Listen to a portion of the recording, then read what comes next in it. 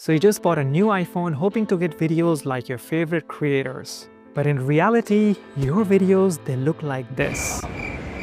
Well, if that's the case, then you have come to a right place. Welcome to the iPhone Filmmaking Masterclass, where I'll show you how to create professional-looking videos with this little device. In this class, I'll walk you through a step-by-step process of how to achieve the same video quality you see from high-end cameras. Of course, we'll cover the best video settings, how to get the most out of your iPhone, but I'll also give you tons of real-life examples, tips on framing your shots, capturing beautiful dynamic movement, and of course, how to color grade your footage to get that cinematic look. So if you're ready, then let's get started. Before we head further, I want to give you a brief class overview. The first one, who is this class for?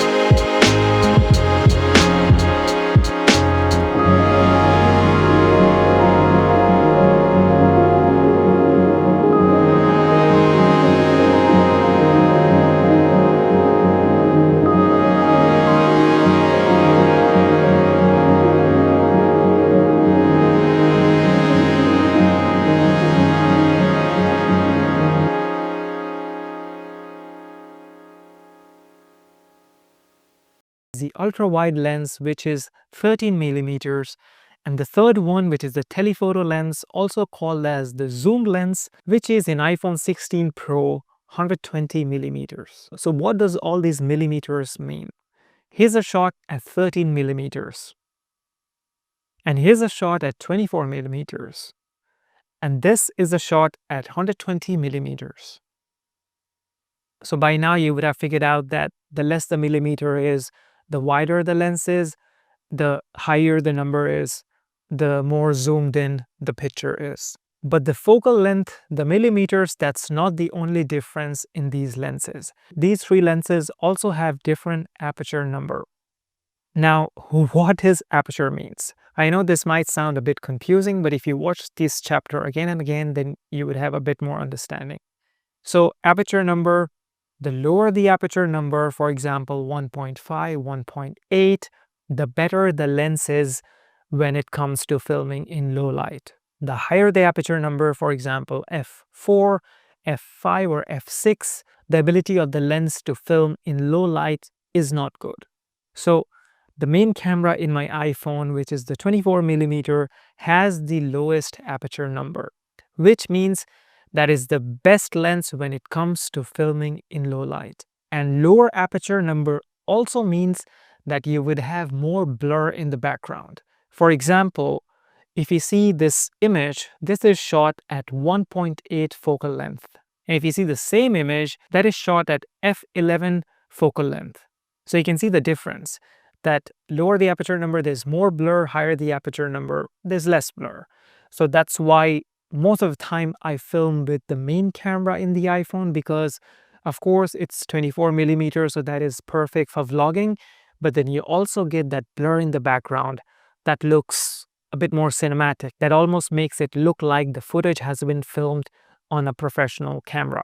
But the aperture number of the wide angle lens, which is the 13 millimeter lens, that is a little bit higher, which means the lens capacity to film in low light is not that great. And also in the iPhones, the sensor size of the main lens is the biggest, and the sensor size of the wide angle lens or the zoom lens is a bit small. So that also means that the image quality coming out of those lenses are not the best. So when I'm filming from my iPhone, most of the time I am filming from the main camera, which is the 24 millimeter. Sometimes I use wide angle lens when I cannot fit the subject or when I cannot capture the entire scene. So that's the only time I would use a wide angle lens, because if you use a wide angle lens in super dark scenarios, you can see in this image that the image just falls apart. And in the same scenario, I'm using a normal lens, the 24 millimeter lens, and the image looks quite decent. So that's why I wouldn't be filming in the wide angle lens when it comes to filming in low light. Same goes for the telephoto lens. The sensor of the telephoto lens is a little bit small. It's really nice when you are filming in the broad daylight, but when you're filming in low light, it's not that great. So overall, my opinion would be, if you're filming from an iPhone and if it's possible, film majority of your shots with the main camera. It's really, really good. Even the photos from the main camera is really good, but the videos, they are really, really good.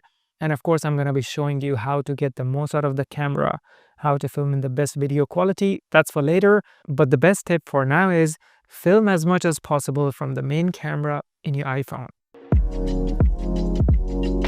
Now that we have learned which camera is the best in the iPhone, now let me show you some of the best video settings to get a beautiful video from your iPhone. So what are we going to be doing?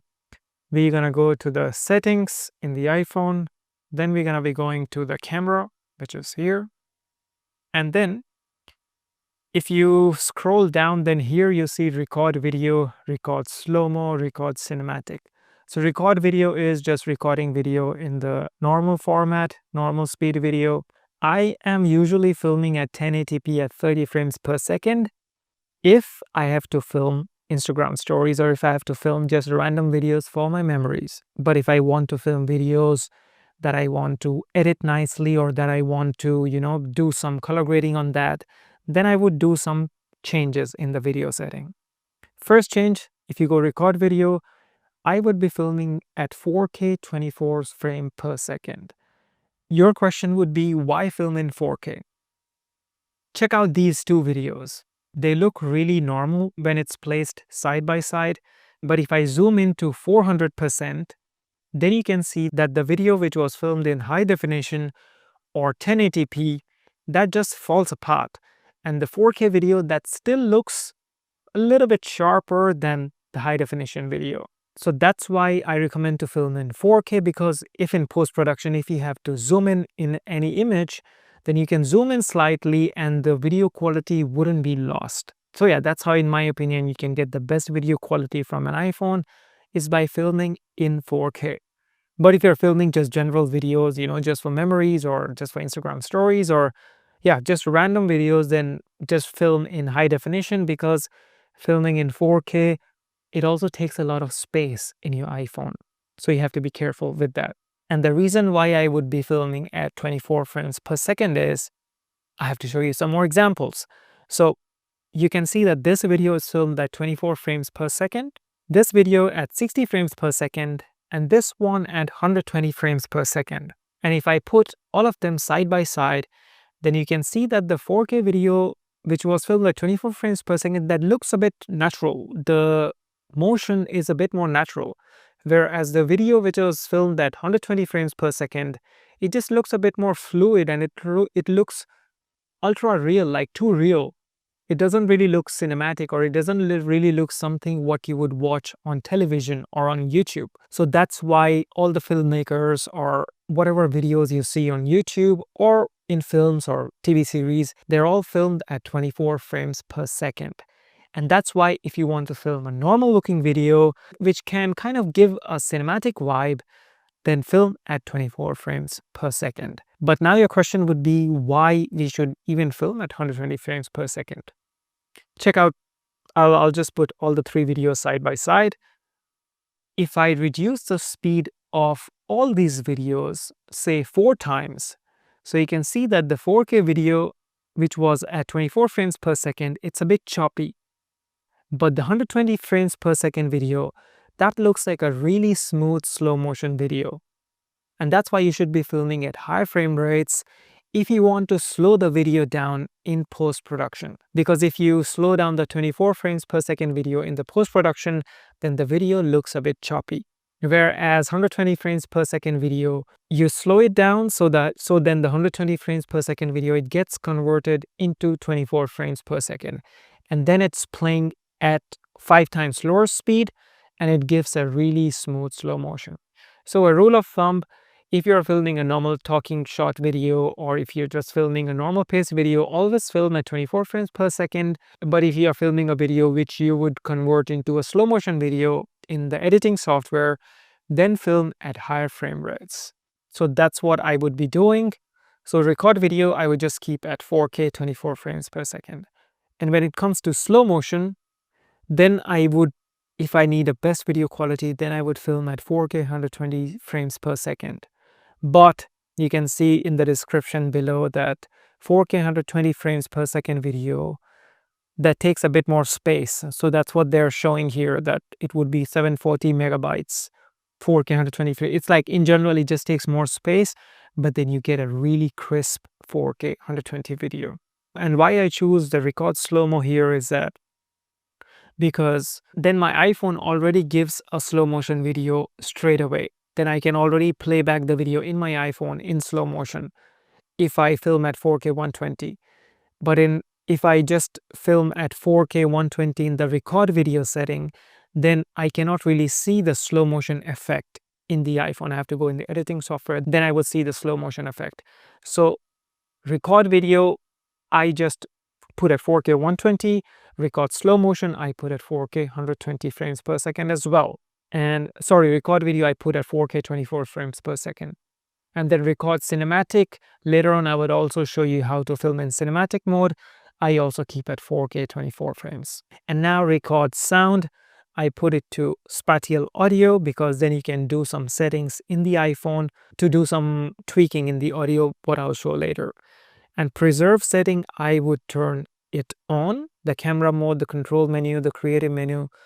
What it does is that if I say, for example, if I did the changes here, 4K 24, 4K 120, and if I do preserve setting, then every time when I open the app, my settings are saved. I don't have to change the settings always. So when you click on preserve setting, then you can toggle on the camera mode, controls menu, creative controls, all these things you can toggle on. And everything which is not on in my phone, you should copy the exact same setting. Portrait, zoom, preserve portrait mode, zoom, I wouldn't do that. Action mode, I would turn it off. ProRes and RAW resolution control, yeah, I'll turn it on as well. Live photo, I'll turn it off.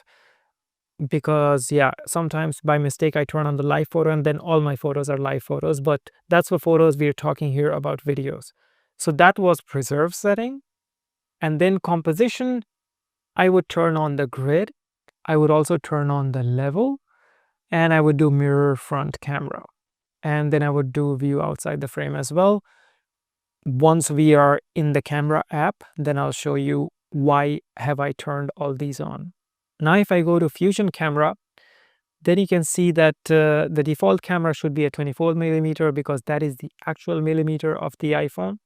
And here additional lenses, this is just a cropped in mode. So remember the main camera, it can film at 24mm. And if you kind of crop that in, it looks like it is being filmed at 35mm, which is this setting, the 2x. But I don't really have a 2x lens in my iPhone, so I don't really use it because this is just zooming in this lens and giving me that image. So in reality, I don't really use it. So here we can turn this off as well. Camera settings, lens correction, I'll turn this on. Macro control, I'll turn this on. So what happens is that the ultra zoom, ultra wide angle lens of the iPhone that also can film in macro modes, which means that you can go really close to a subject and film super details of that subject. So that's why I'll turn that on. So those were the general video settings. Now maybe let's go to the iPhone camera app and then we can see if we need to change anything here. So yeah, you can see here from whatever changes we made, I'll just do horizontal, sorry. So whatever changes we made in the video mode, you can see that there's 4K, there's 24 frames per second here. You can also change the frame rates from here, but because it's a normal talking video, I'll put it to 24. And then if I go to slow motion here, then remember we chose 4K 120. So now it says 120, and you can of course change it here as well. So I would leave it to 4K 120, and then cinematic mode we chose to 4K 24. So that is 4K 24. And remember we turned on the grid lines. So grid lines are these lines, what you see here. And then there was also this leveler. If I tilt the phone like this, then the iPhone shows me that the framing is not leveled. And if I do it like this, it turns yellow, which means that the framing is leveled. So those were the few video settings that you need to tweak in the iPhone camera app. So now that we have learned all the theoretical part, let's actually learn how to use the iPhone native camera app to get the best video output. So we're gonna be just turning on the camera app, and right now it is super bright outside, but I put this diffuser, which I can show you with the wide angle lens. So this is a diffuser which is kind of diffusing the sunlight, because without the diffuser I would look so bright. So yeah, anyways, now we have to film a normal pace video. So I would be filming at 4K 24 frames per second, and in the first scenario I would be just filming myself like a talking head shot. So for that I would be just using the 1x lens, the 24mm lens, and let me show you how that looks. So I wouldn't be doing anything with exposure, anything with the focus, and I would just hope that the iPhone does its job to, detect my face. So let's try that out. So here I'm filming from an iPhone, and this is the main camera lens, which is a 24mm, and this is the shot from my professional Sony camera. So because we are just filming a normal talking head shot, it is nice to film with the main camera because we are also getting that nice cinematic blur in the background. And you wouldn't get that kind of blur when you're using the super wide angle lens, which is the 13mm. So let me show you a shot with the super wide angle lens. This is a wide angle lens, and you can see that the blur behind me is gone and the footage looks not that professional as compared to the previous one.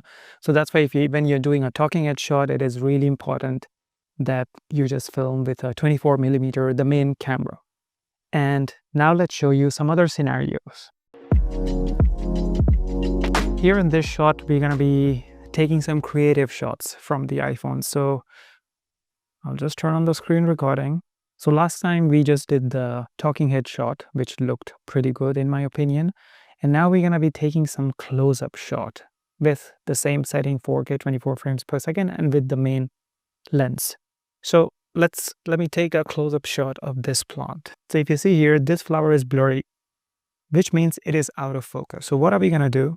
We'll just tap on the screen here, and now iPhone is trying to focus this. And if I just keep tapping, maybe move the camera front and back. I also feel that because this is such a thin plant, the iPhone cannot really focus it. And you see, we have got it. But because the wind is blowing, so this plant goes out of focus every time. And you see what happened now. Now the iPhone switched to the macro mode to the wide angle lens. You see what's happening now. So to switch that off, I would just toggle this switch. So my lens is stuck to the normal 24mm lens, not the wide angle lens. So now it looks like it is in focus. I'm gonna press record. And if I want to lock the focus here, then I can just press on the screen and the iPhone would lock the focus and also lock the exposure.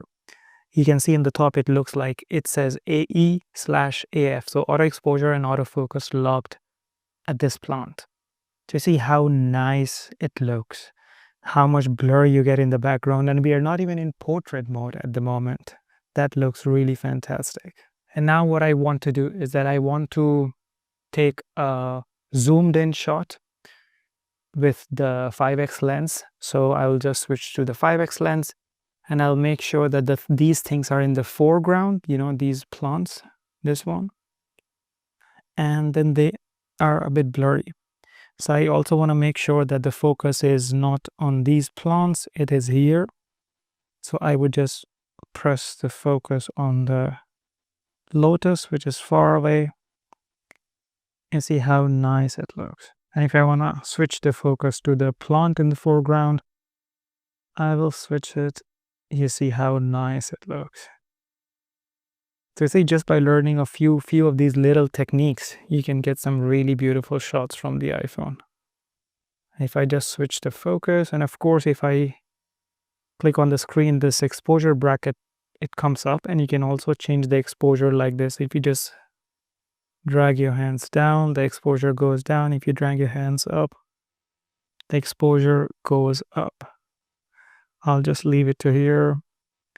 Let's bring the focus back to the leaves. It looks so pretty. And I can also just move the camera a little bit slightly to maybe this pink plant, and just whatever I need to focus, I just need to tap on the screen and the iPhone should focus. And if I just focus on the background, see how beautiful it looks.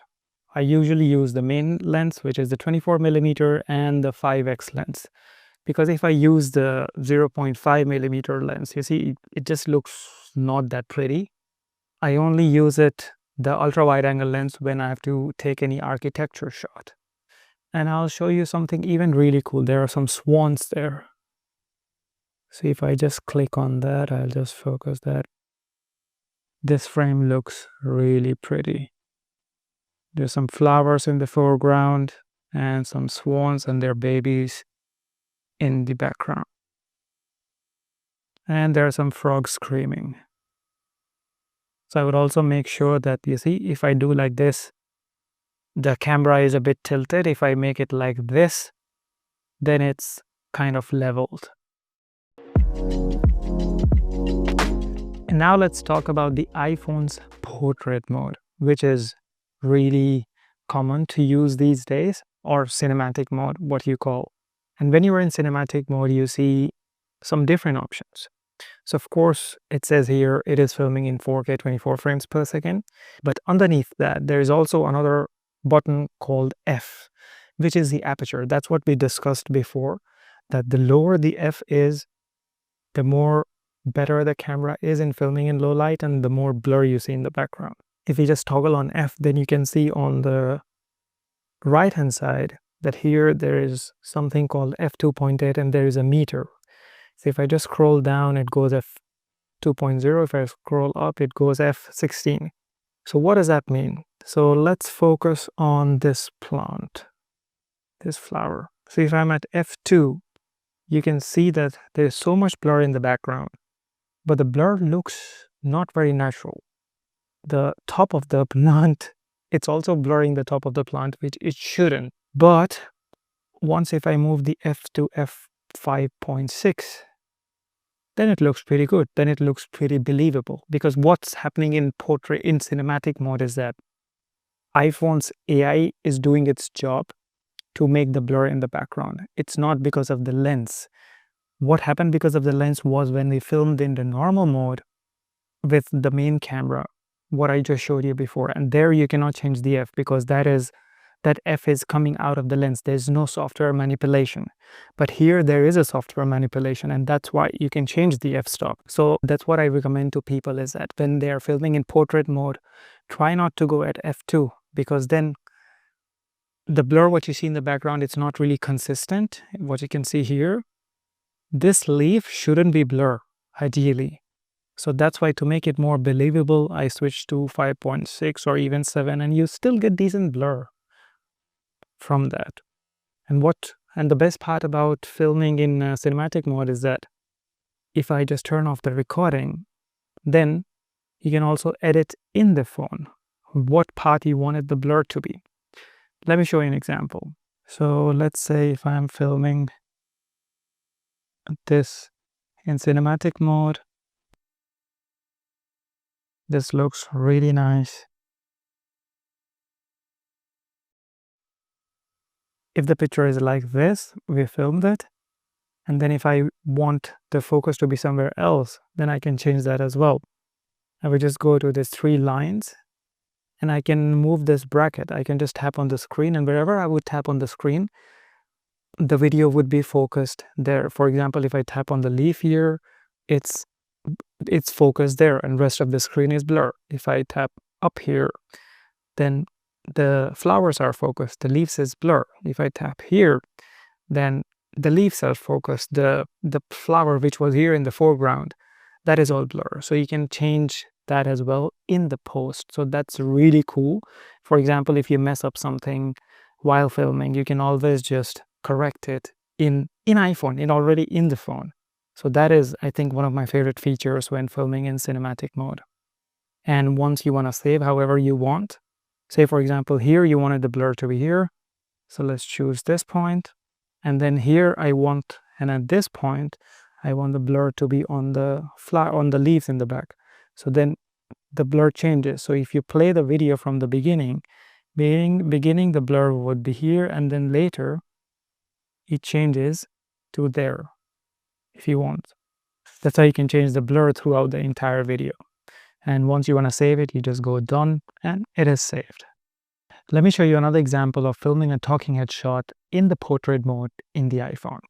So let's jump in the iPhone and then I'll show you some settings. So we are filming here at 4K 24 and I have put the f to f2.0. So let's press record. And I'm hoping that there would be a lot of blur in the background and it would also look super artificial. So yeah, that's why if you're filming also yourself in portrait mode, this talking head shot, never film at f2.0. People would instantly know that it's just film in a really bad video setting and you don't know what are you doing. But let's now switch the f-stop to 5 or 6 or even 7, and then let's see how it looks. So now we're gonna go to f, maybe switch to 6.3.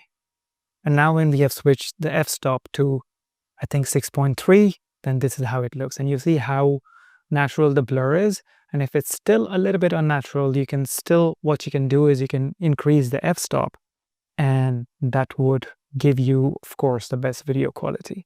So I've seen a lot of YouTubers filming in portrait mode with using the same video settings, what I'm using now, and it just looks really good. Like if you're just doing a normal talking head shot, you really don't need a professional camera to be filmed.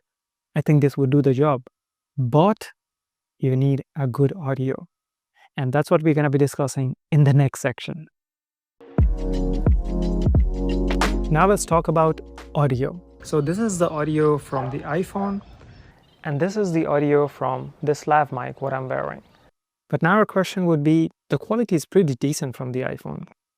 It is pretty good until you go further away. Let me show you.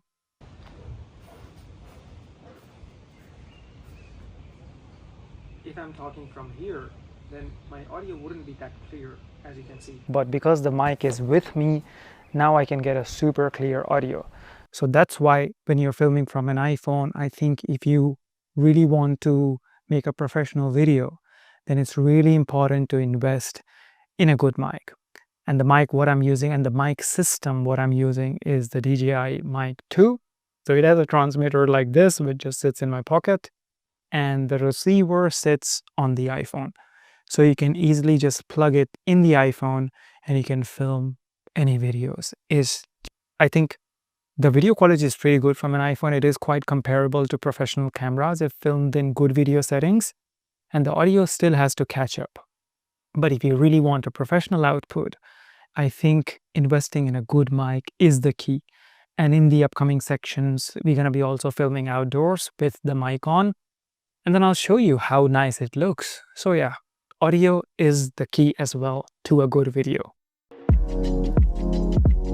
Once we have mastered the inbuilt iPhone's camera app, now let's talk about Apple Log. Your question would be, what is an Apple Log and why is it important?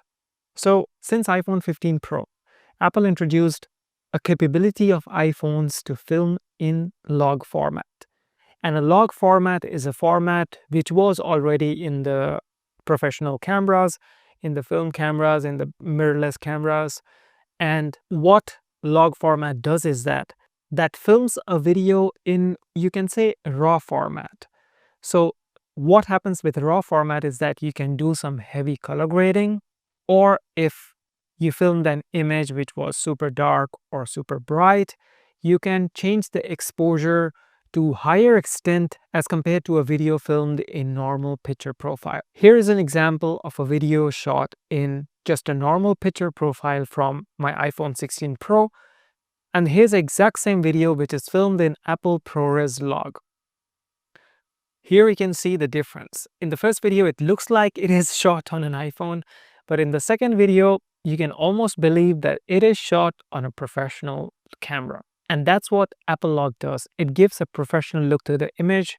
The colors look more natural when you convert the log image into Rec 709 image. So all these images, what I'm talking about, I'm going to be showing you in the editing software later. But yeah, when you convert the log video files into a normal picture profile, then the video quality is significantly better than the video quality if it was filmed in the native camera in the iPhone with the iPhone picture profiles. So that is why Apple Log is important. When should you film in Apple Log? If you are filming any video which you want to make it look like professional, then you should be filming in Apple Log. If you want to film YouTube vlogs, if you want to film courses like this, if you want to film a video for a client, then you can film in Apple Log. But when you're filming a video just for your travel memories or just for your Instagram stories, then I don't think it is worth it to film in Apple Log, because when you film in Apple Log, there are some ways to color grade the videos in the iPhone, but it is not that effective. You have to go in the computer and convert that video into a normal picture profile, then do some color grading. It is time consuming. It is not the most efficient workflow, but then the results are worth it. But you're not going to be spending too much time to make just an Instagram story. And sometimes you also want to capture videos from an iPhone which you can share with your friends. You don't want to share with your friends the desaturated log image. So yeah, those are the scenarios where you can use or not use the Apple Log. I use the Apple Log as well when I'm filming my YouTube videos. So a lot of times I cannot take the camera with me, or a lot of times if I'm cycling, of course, it's a bit weird or it's a bit dangerous to film with my big vlogging camera. So then I use my iPhone as the secondary camera, and the video quality, it exactly matches with my $5,000 setup. So yeah, I think like filming in Apple Log, for me, it is 1,000% worth it. But of course, you have to learn how to shoot properly. You have to learn how to color grade, but we're gonna cover all that section, so don't worry. But yeah, I just wanted to explain you how good and how cool it is to have these kind of filming properties in just this little device. And now let's show you how to film in Apple Log in the Apple Camera app. So if you open the iPhone Cameras app, then you don't really see an option of from where you can film in Apple ProRes Log. What you need to do, you go back into the camera settings. We are in the camera settings. Then you need to scroll down and go in formats. I go in formats, and then what you need to do, and here you can see that there is video capture, Apple ProRes. So you just need to toggle this on, and ProRes recording, you need to put it to log, not HDR. And here you would see a little description that 10-bit HDR ProRes is approximately 1.7 gigabytes for a 30 frame per second. It just says in general that the file size what you would get is huge when you're filming in Apple ProRes in the iPhone camera app. But just for the sake of this class, I'll show you also how to film in the iPhone camera app. So now when I open the iPhone camera app, if you go in the left corner here, then you see ProRes log. So I just toggle this on, and now you can see here that my video, it looks a bit desaturated, which means it is filming in Apple log. And if you see on the top, it also says that the maximum time left is 104 minutes.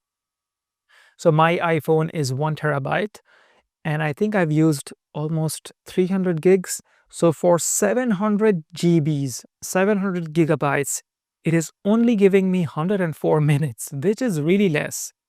And if I just press record, then my iPhone starts recording in Apple ProRes log in humongous file. So let's just record for 10 seconds, and then I'll show you how big the file size is.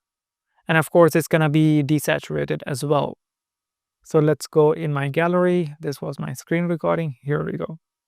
So of course, you can see that it's just, it has been filmed in Apple log because it's desaturated. And if I go to info, 10-second video, and it is 604 megabits. So I think if it was 15-second video, then it would probably be about 1 gigabyte for a 15-second video.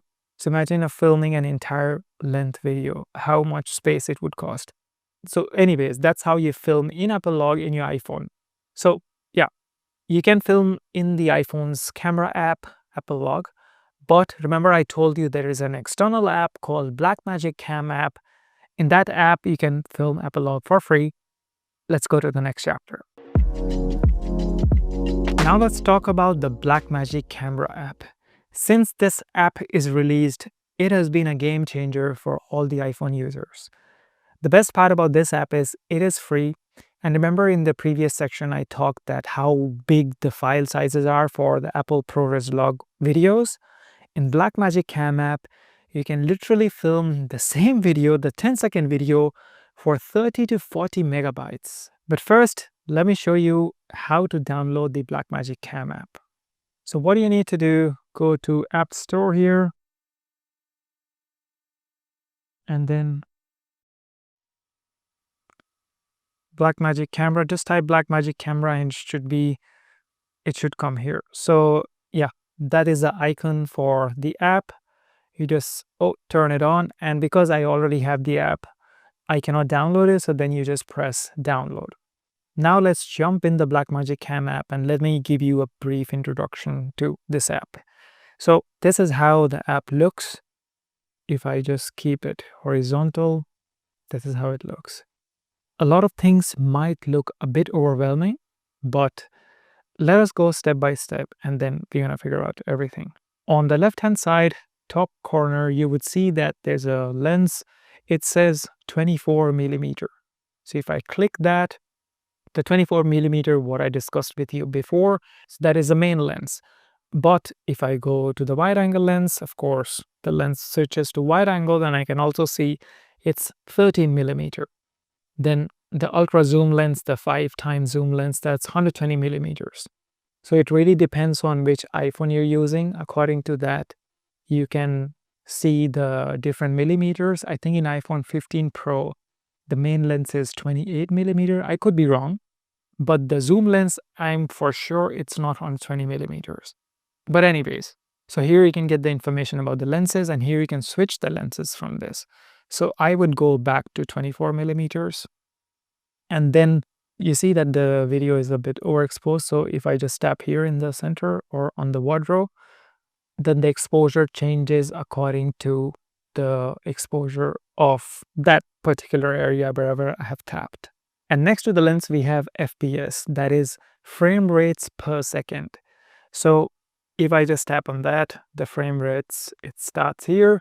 So if I go a bit lower, it also says 23.98, which in reality, all the film cameras, all the professional cameras, they film at 23.98. But just for the sake of this video, I'll put it to 24 because my drone that cannot film at 23.98. One of my cameras, it cannot film at 23.98, it films at 24. So just to keep everything in the same setting, I keep the iPhone videos also at 24. But you can always go up. So if I want, I can film at 59.94 and I can reduce the speed in half if I need a slow motion video, or I can go to 120.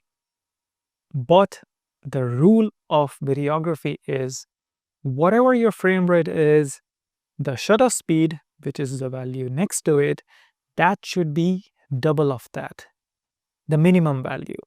So if my frame rate is 24, the shutter speed should be 1/48 or higher. It shouldn't go 1/25, because if I go 1/25, you can see that there's a lot of blur in the, like motion blur kind of thing, you see. But if I go to 1/50, it looks quite normal. So yeah, shutter speed should be 1/48. It should be double or higher. And also the cool part about shutter speed is that if I go up, up, up, so the bigger the shutter speed number is, the darker the image becomes. So naturally, if I'm filming outside, then my shutter speed should be high. If I'm filming inside, then my shutter speed should be 1/48 or higher, but not less than 1/48. And next to the shutter speed is iris. So all these numbers, they can be a bit confusing because it's all new for you, I understand. But in the upcoming sections, we're going to be giving you real world examples. I'm going to be filming in different scenarios. So I'm going to be going through all these settings because that's the time when I would be changing the settings according to the lighting around me. So then you would actually know what is the actual use of the shutter speed, what is the actual use of frame rates per second. But anyways, this is just a brief overview. So if you cannot understand anything, don't worry. By the end of this class, I'll make sure you understand everything. Next to the shutter speed is iris, that is also aperture. Sadly, until now, in the Blackmagic Cam app and in the iPhones, we cannot change the aperture number. In the professional cameras, we can. Here, we cannot. So with the main lens, the aperture number is 1.8. If I go to, the telephoto lens, the aperture number is 2.8, which means it's not that good in low light. You can already see the shutter speed is the same, frame rates is the same, and the image is darker. But if I go to the main lens, the shutter speed is the same, the frame rates is the same, but the image is a little bit brighter. So with the iris, you can get information about the aperture number. And the aperture, what it also does is that it can generate blur in the background. So if I just put my hand like this, you can see there's such a beautiful blur in the background. So that's what aperture is doing as well. And next to the aperture is the timer. So if I just start recording, the timer starts. And when I record, the image is filming in Apple ProRes log. But if I don't record, if I turn off the recording, then the app shows me how the video would look when I color transform. So that's really handy. So it's like I'm not all the time just looking at the image which is desaturated. The app is recording the video in desaturated mode so that I can go in the computer and color grade. But here, just for my convenience, the app is showing the video in normal picture profile. And how that is happening is, if you go, there's a LUT button in the corner, which means that there's a LUT applied. If you are seeing video in desaturated mode, later we're going to go in the camera settings and we're going to change that. So don't worry about that. Next to the timer, we have ISO. So ISO is another parameter of a camera. So the rule of thumb is when you're filming outdoors, you can keep the ISO as low as possible. But if you're filming indoors, you can increase the ISO until you get a good exposure in the image. But the problem with ISOs are, if the ISO is too high, then you start seeing grains. But we're going to cover that later. So yeah, with ISO, shutter speed, you can change the exposure of the images. White balance. White balance is a property of the camera where it helps us to retain the whites being white in the camera. Like now, at the moment, I feel that this image is a bit yellow. So you can see that the white balance would change as soon as I tap to auto. So you see, as I tap to the auto, the white balance went more towards the blue side. So now it is at 3850 Kelvin. If I went up, it was a little bit warm. There is a white pot in the image. If I do auto, the camera kind of makes sure that the whites are looking white. In my opinion, it doesn't do the best job because I feel that the pot is looking a bit blue. It is looking white at this white balance. So that's why I lock the white balance always, so that the white balance is not changing when I'm filming. Or what I do is that I put it to auto and then I go from there, and then I just go with my eye and see that how the white balance is. And if I want to lock the white balance, I can just press lock here. Same with the shutter speed. If I want to lock the shutter speed, I can just press lock here. If I want to, you cannot lock the ISO, so don't worry. And then tint is the amount of greens and pinks what you see in the image, but we're gonna talk about that later. So that was the top portion. Now let's go to the bottom portion. On the left hand corner, there's histogram. If you don't have histogram, we're gonna be going in the Blackmagic Cam App settings, and then we're gonna be changing the histograms. Next to the histograms is the storage capacity of the iPhone. So remember when we were in the iPhone's inbuilt camera app, the recording capacity was 104 minutes, and here the recording capacity is 27, almost 28 hours. So you can see the difference when you're filming from the inbuilt camera app and when you're filming from the Blackmagic Cam app. Of course, you have to change some settings in the app to get the smallest file size and the best quality. We're gonna be changing that later. I'm sure you might be seeing less time here because you haven't changed the video quality, but I'll teach you that later, so don't worry. And next to that, we have the audio monitor. So audio source now is the iPhone microphone because I haven't attached anything. But if I attach my DJI mic, then it just shows DJI mic. And if I swipe to the right, then you can see the monitoring level. So if here it just shows different monitor level, which is not really useful. So I just keep it to the default setting because it's not that useful to me. After the audio monitoring setting, I go on the right hand side on the top. So here you can see that it's 4K because we have chosen the video to be filmed at 4K, and here it shows my battery percentage of the iPhone. If you cannot see it, you're going to be changing that in the video settings. But next to the battery percentage, there's a big panel where you can change a lot of settings. Some of them are really important. So if I go click on the first bracket, you can see that there's a circle with stripes. That stripes is called zebra stripes. Let me show you an example. So if I just go my ISO to 3200, I can see that the whole image is exposed, but there's also a lot of zebras. So that is telling me that, hey, the image here, or wait, if I go say, so that is telling me that, hey, the image here is super overlighted wherever the zebras are. So I'm asking you to reduce the exposure. So if I reduce the exposure, then the zebras are gone. So that's what zebra does. And how you turn it on, you just go up in the corner here and turn it on. And what I do is that I also bring my zebras, I would keep it to 75 or so. So what it does is that if I go to 100, then my image has to be really overexposed until it tells me. But I want it to tell me already beforehand before it's too late. So you see this image, my camera, the lens of the camera, it is properly exposed. But if you see the wall around me, or if you see the light framing, that is not well exposed. So that I have to expose good. So then if I reduce the ISO, say 200, then the zebras are still there, but it's still manageable. Or maybe what I would be doing is I would keep it to 85 like how it was before. So that was zebras. It helps you to determine which is the brightest part in the image. Next to the zebras is focus peaking. So it's gonna sort of make a boundary on any of the subjects. So if you see my camera, it shows that what is in focus. So that's why it is making this lines around the object.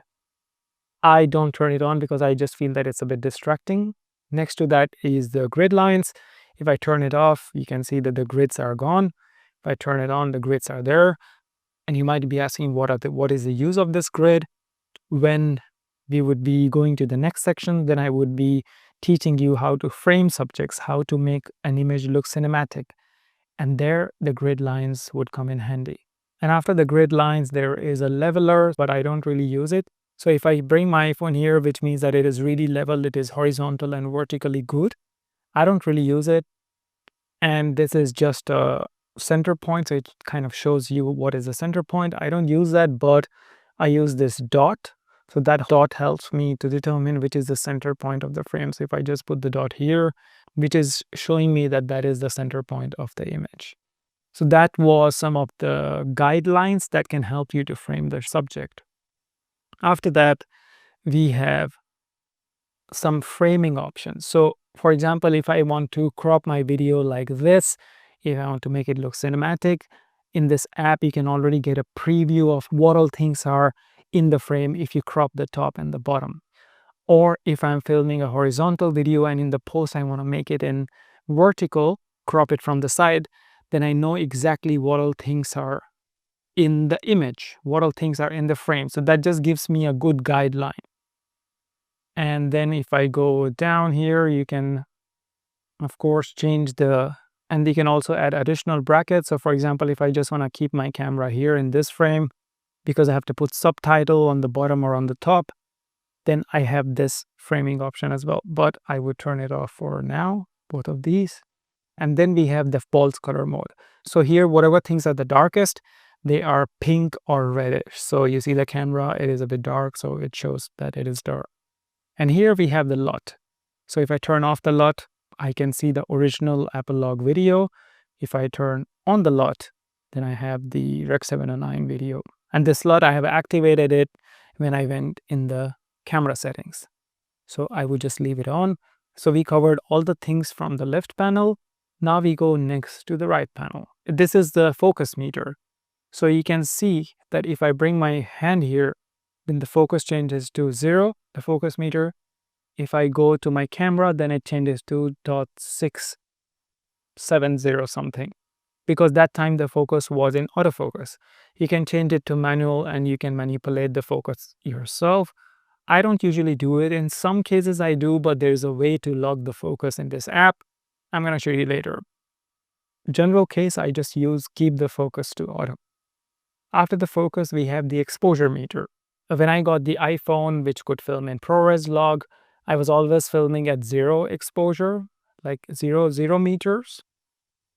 And then when I would go in the computer and convert the image would be a bit dark. So after a lot of research, I realized that you have to expose your image to a little bit higher. So here I usually expose my image to 0.5. So when I'm recording and when I transform the video to Rec 709 color, then the exposure of the image is pretty good. So that's the rule of thumb. Every log image, you have to overexpose it. So what I'm filming now, I've also exposed it to +1 so that I get a good exposure level when I'm editing. So exposure, I keep it to +5 or 0.7, but we're going to talk about that when we are filming in the real world scenario. So that's the exposure meter. You can also do it to auto. So auto goes to 0, and wherever I tap, then the iPhone changes the exposure according to wherever I tap. After the exposure, we have the stabilization. So if I do off, then the camera kind of crops out. And here it is showing me the real 24 millimeter, how the zoom level is of a normal 24 millimeter lens. If I go standard, then it sort of crops in a little bit. If I go cinematic, then the stabilization is really, really good from this app. I'm going to be showing you some of the examples later, and you would be really shocked to see how good the stabilization is, but you need to keep it to cinematic. Don't go to extreme, because then it's also really taxing on the system, and it's also not that good if you go to extreme. So I keep it to cinematic. Then we have this lens mode. If you do 4:0, it just crops in the image. The quality is not that good. If you really want to zoom in, just change the lens from the left corner. So that's the plus. Here you can name the shots. I don't really use it, so you can do take 1, take 2, take 3. So when you're editing, it's a bit handy, but I don't really use it. So that's that. So now we finished this panel. Now let's go to the next panel. So here it is the camera. If I go to media, then I have everything what I have saved before from the Blackmagic Cam app. If I go to chat, if you have the Blackmagic Cloud app, then the chat is useful. I don't use it, so it's not really useful. And then here we have settings. So in the next section, I'm going to be teaching you some of the settings, which is really, really important to get the best video quality, but smaller file size, and also to just adjust the entire setting of this app according to your personal preference. So yeah, I hope you are following everything. And if it's something is complicated, just copy what am I doing. And then when we are filming in the real world scenario, then a lot of things would make sense. So don't worry about that. Let's go to the next section. Now let's show you the video settings in the Blackmagic Cam app. The first one, if you go to the setting in the corner here, you see codec. So the codec should be, earlier I used to film in Apple ProRes 422 proxy, so that gives a smaller file size, but it's still bigger as when you compare to H.265. But the thing is that when you film in Apple ProRes files, the file sizes are really big, but they're really easy on your system because the file sizes is uncompressed. But the HEVC H.265 files, they are a bit compressed, they are a bit taxing on your system, but the file sizes are really, really small. So if you have a powerful Mac, then I would recommend you to film at H.265. But if you don't have a powerful system, then I would recommend you to film in Apple ProRes 422 proxy. You can also film at ProRes 422 LT. So the higher you go in this 4K level, the bigger the file sizes is. But I usually use HEVC for H.265. And the bit rate, I would keep it to maximum, which is 54 megabits per second. The lower you go, the file sizes becomes even smaller, but the video quality is not that good. So just keep the bit rate to max. So that is the video quality, resolution, of course. So you're going to be doing 4K.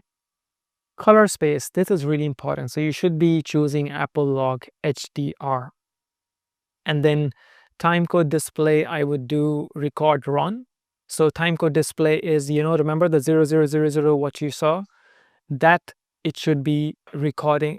So the 000, as soon as you press record, it should show the recording seconds, not the time of the day. Time-lapse recording, I'll turn it off. That's really, really important.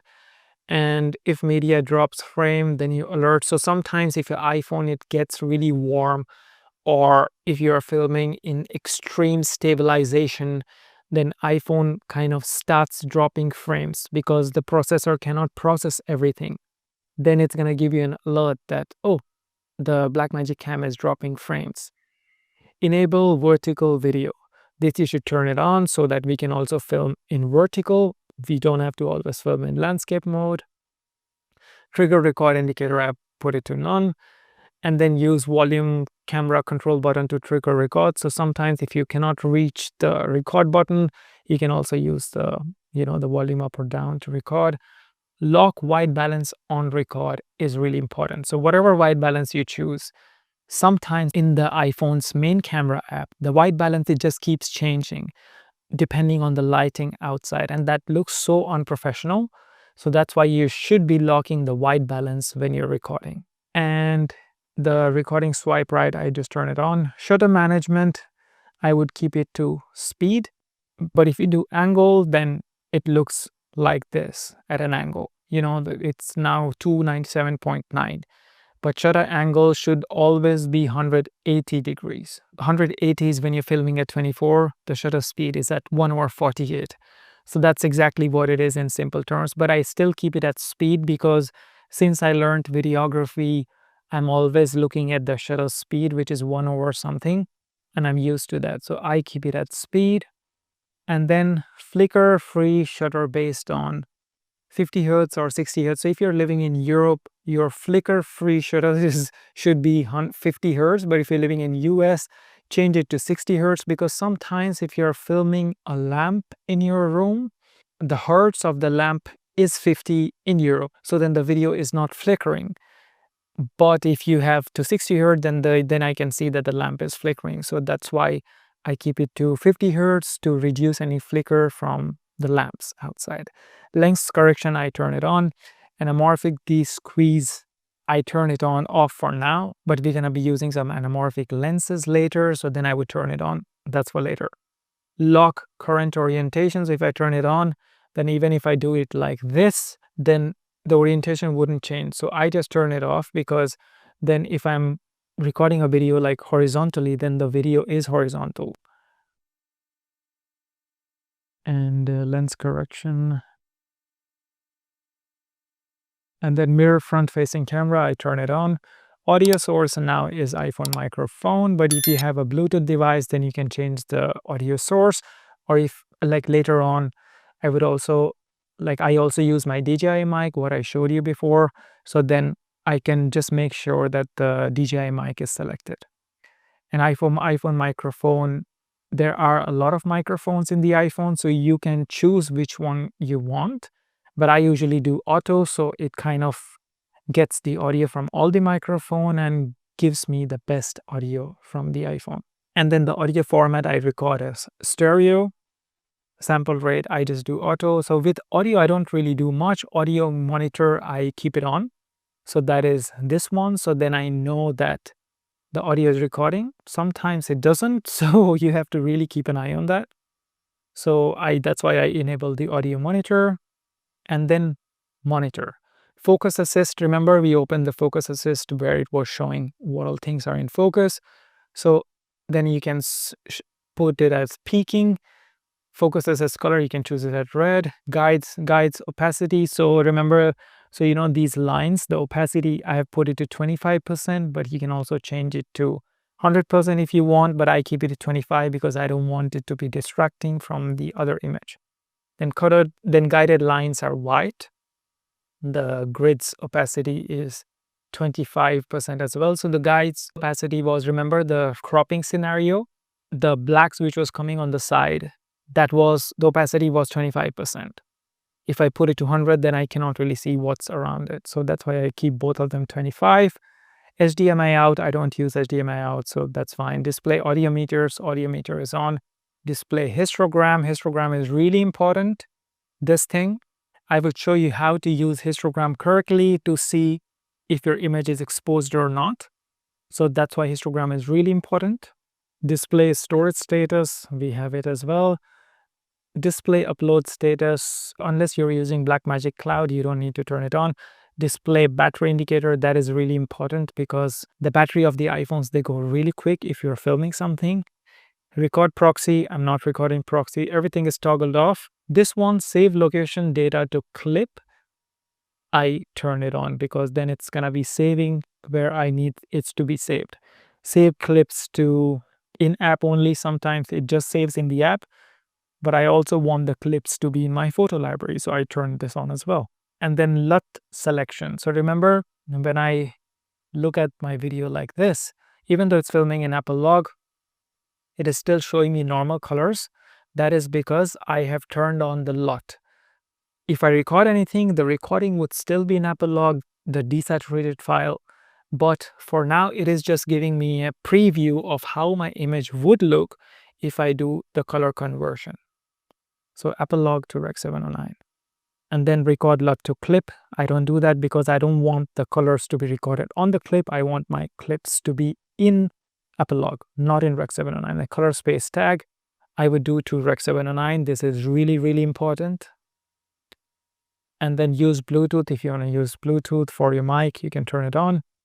Remote camera control, I don't have anything remote camera control, so I don't use it. So that was an overview from the Blackmagic Cam app. Some of the things might not be clear to you, but in the upcoming sections, I'm going to be showing you me filming in different scenarios. And there I would be explaining everything again, whatever I've taught in the app, whatever I've taught you from the beginning. We're going to be going through everything, and now we're going to be actually using everything in the real world. So this is the best learning time. So if you are really tired, just go grab a water, take a break, or watch the following video some other day, because the next section, they would be really interesting. So let's go further.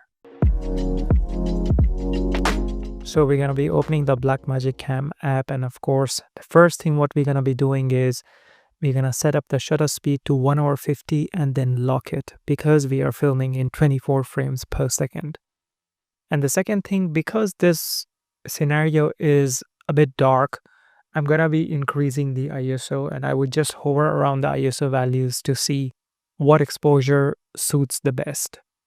And I think we're going to keep it to 500, and next we're going to be moving on to the white balance. So our white balance was 3200 Kelvin, but I wanted this scene to look a bit warm, so I would adjust the white balance to 4000 kelvins and lock it as well. So here we have locked the shutter speed to 1/50 because 24 frames per second, ISO to 500, and the white balance to 4000 Kelvin. And what am I also doing is I'm adjusting the focus by tapping on the screen, and my focus should be on the monitor, and then I press record. And here I would just film myself, and this is how the final video looks with the video setting in a darker room.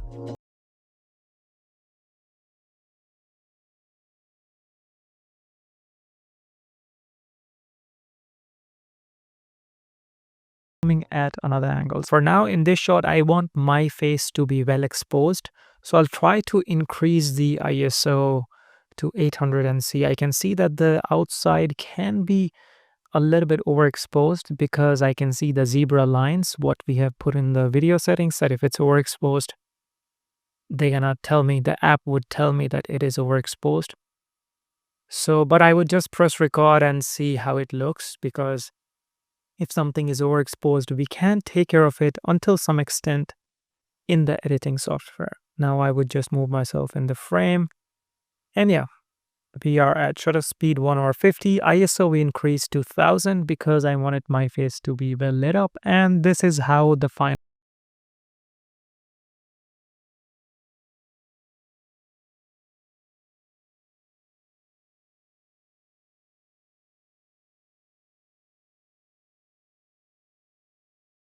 shot from another angle, but here I would want to make the room extra dark, so I would turn off the lamps, and then I would see how the scene looks and how much ISO we have to push.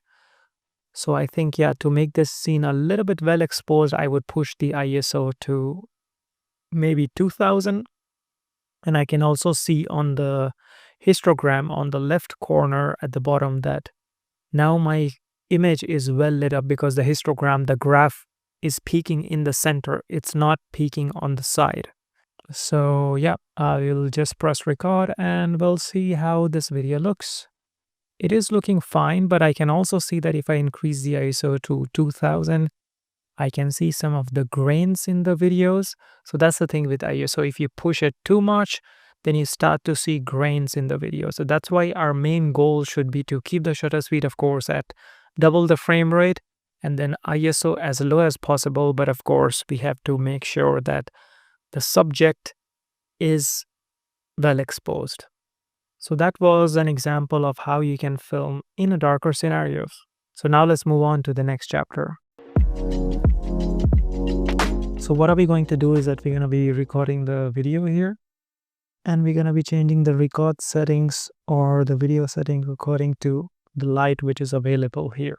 So what I would be doing right now is I would just tap on the chair just to get a good exposure. So I see that my shutter is locked, so I would unlock it. And I also see that the white balance is locked, so I would unlock it as well. And I would just click on the chair just to see how the image looks. I would also maybe go to exposure, maybe put it to 0.3, and just click on the chair and see how the exposure is. I see that the exposure on my chair is pretty good, so I would go and lock it so that nothing is changing. The white balance, we'll see. So if I go auto, I can see it's a little bit blue, so then I would turn off auto, maybe go 4000, maybe 4250. Let's lock it here.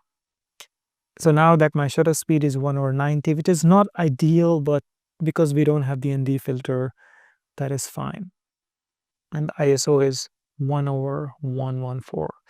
So let's film at that, but I also see that the video is a bit overexposed on the left-hand side from outside.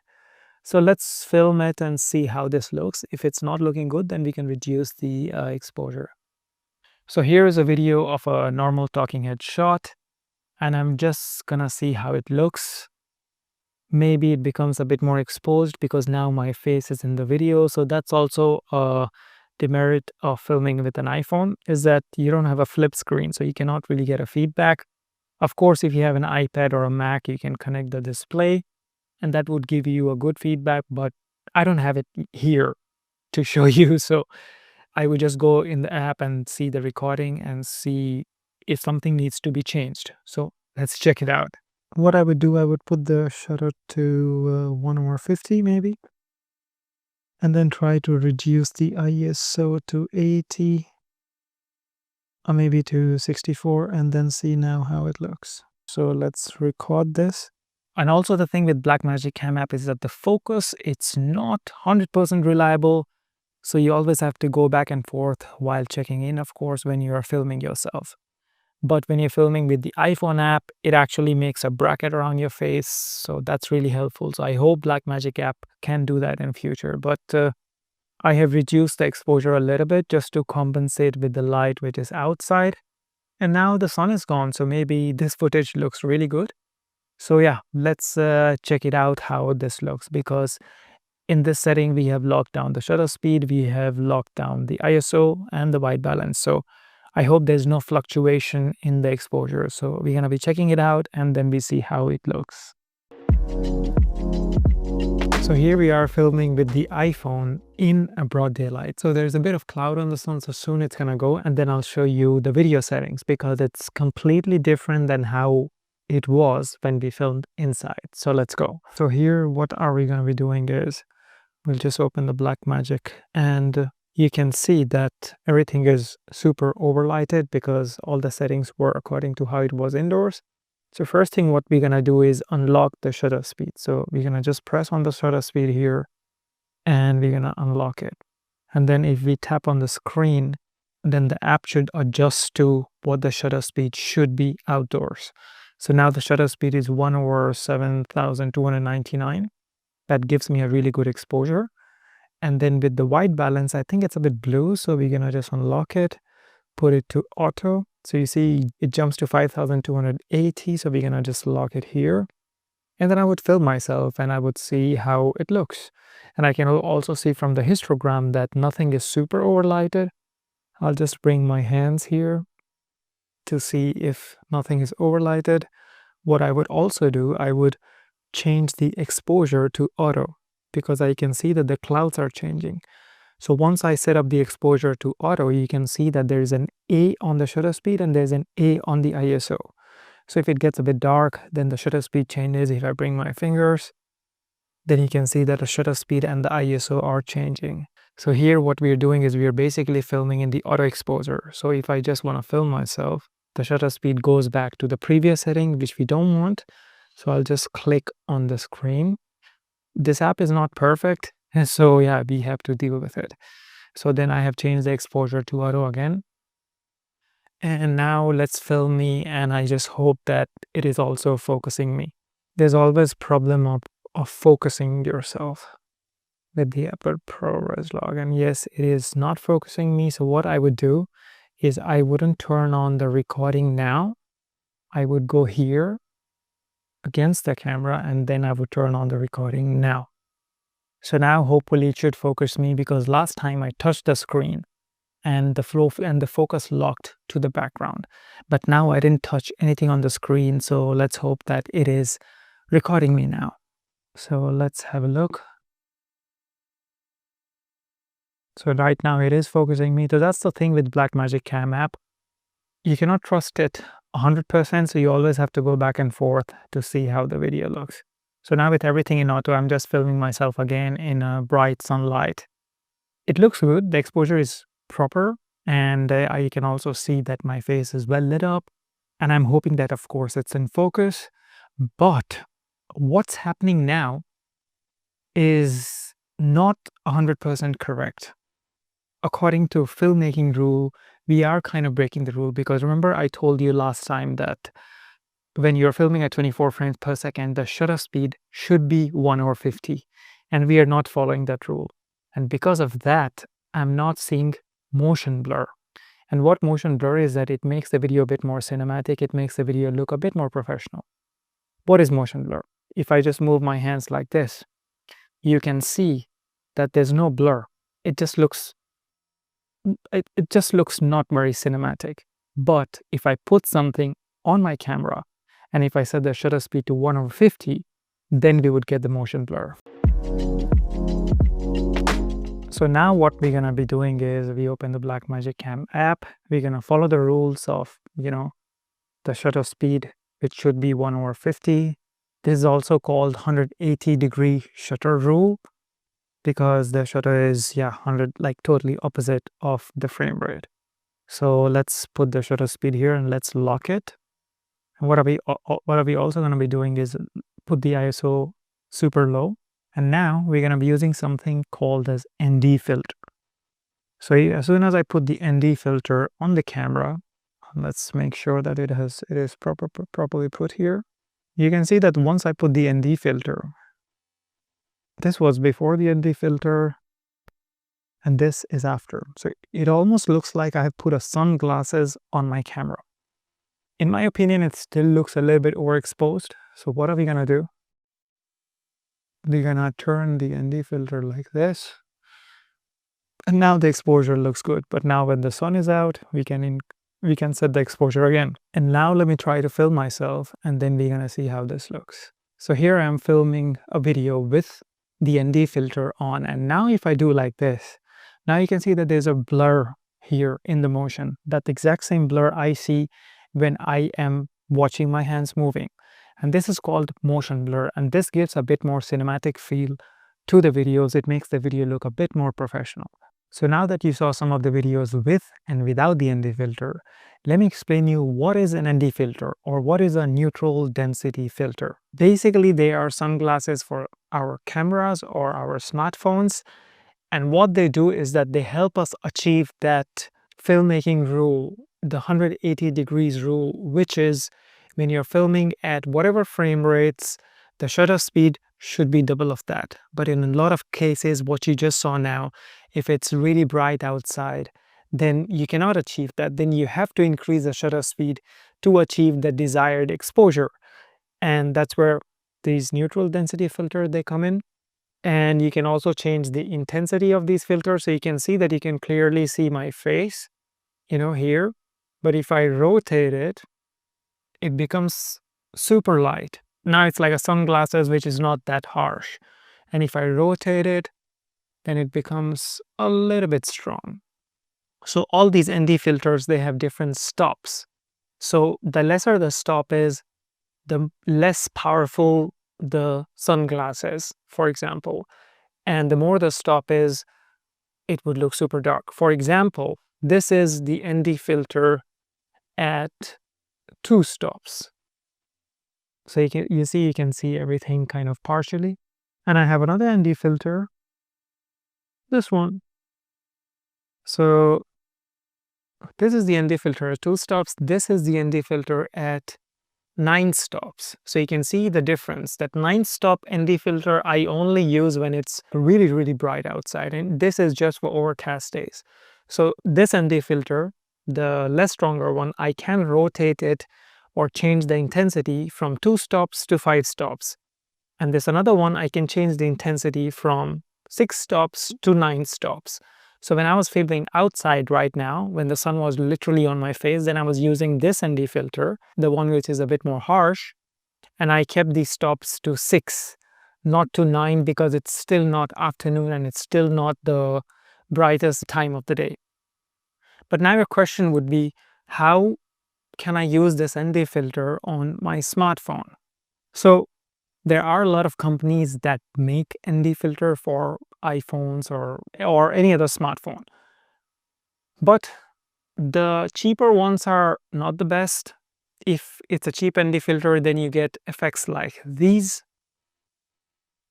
So instead of just blocking the light, they give this cross effect on the video, and that is just super ugly. And the expensive one, which does a good job, they are pretty expensive, like over $100 or even more than that. And I already had these ND filter, which is, they are like $100 each, and that I use for my professional use. Then I got a cheap hack. So what happened was I got this clamp. This is from Temu. It's like a Amazon for Chinese products, and this cost me I think €4. And this, you can just clamp it on the phone here. And now it gives me this ring, and on this ring you can attach the ND filter. But so ND filter has another variable. The first one was different stops. The other one is the size. So my ND filter is 82 millimeter, which is for all the lenses for my Sony cameras. But here, the size of this ring is 52 millimeter or 57, I think. Yes, 52. So then I got something else, which is called step-up ring. I am sure you might be like, another product I have to buy. That's the thing with filmmaking, it is never enough. But I'm just giving you the tools, and you can see what fits in your budget, what kind of videos you want to make. So this is a step-up ring. So what's going to happen now, I'm just going to change the 52 millimeter mount to, maybe it is easier that I can do it like this. So these are the things what you buy with the filters as well. So now my 52 millimeter filter mount has turned into an 82 millimeter, and now I can use any of my camera's mount. So if you have a professional camera, then you should always buy the ND filter of the biggest dimension, because you can always lower it down, but you can never bring it big or extend it. And now I can easily mount it on my phone. So now that I have put the ND filter, I can show you what magic it does. And you can of course change the intensity of the ND filter according to how you want the video to be. So this was the video before putting anything. And now that I've put the ND filter, you can still see that the video is still super overlighted. I can see just with my eyes. And if I turn on the zebras, you can also see that, yeah, it is super overlighted. So what I want to do is I would change the intensity and hope that this works. So it still does a decent job. Maybe I can, yeah, the ISO is also at its lowest. So at this point, I think my 2 to 5 millimeter ND filter has failed, 2 to 5 stops.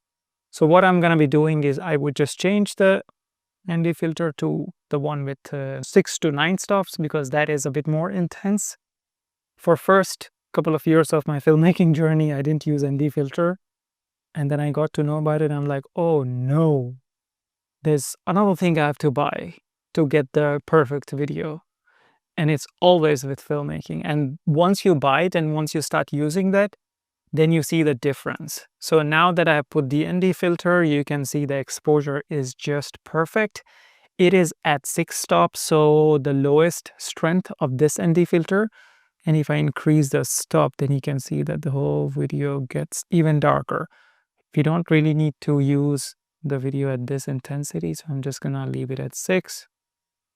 And if I had to film a slow motion video, then what I would be doing is I go to FPS, the frame rates per second. If I wanted to film 120 frames per second video, then my shutter speed automatically goes to 240, because I have set this rule that what I told you, that the shutter speed should always be double of the frame rate. But now what happens is my ND filter, it is a bit too, it's a bit too strong for this. So what I can do is that instead of changing the ND filter, I can be a bit lazy, and I can change the exposure with the help of ISO. You are still not gonna see a lot of grains because I'm still at ISO 250, or I can also just go at ISO 300. And then if I press record, the exposure should be really good. So these are the parameters you can change to get a really good video. And this is how this video looks in the normal speed. And because we shot at 120 frames per second, you can change the speed to 24 frames per second, which is almost 5 times. So yeah, this is how you can use ND filter.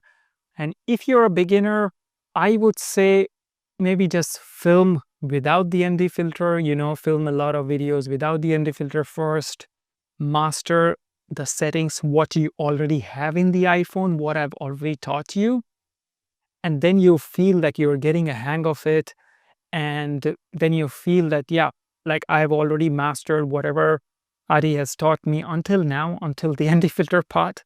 And then if you feel like investing in ND filter, then you do it. Yeah, that's the thing about videography. The more you learn, the more complicated your life gets. There was a point where I would be just filming in the auto mode in my smartphone or in my GoPro, and life was super easy. And then the more I learned about these camera technicalities, the end result is, of course, really good, really professional. And that's how I'm able to be at this level where I am, by learning a lot. But then by learning and knowing a lot, it also makes your life a bit more complicated. Then you need to stress about all these video settings, and you need all these accessories to make a good video. So yeah, that was ND filter for you. So here you can see that it is a super bright and sunny environment now, and my ND is set to ND neutral to 6 stops. So because it's too sunny, I would just increase the stop to, let's say, 7 or even 8. And now I would just go film myself because the exposure looks pretty good. So let me go film myself and see how it looks. So this is a shot with an ND filter on, and the sun is right on my face. And now we are actually achieving the shutter rule. So we are filming at 24 frames per second, and my shutter speed is at 1/50.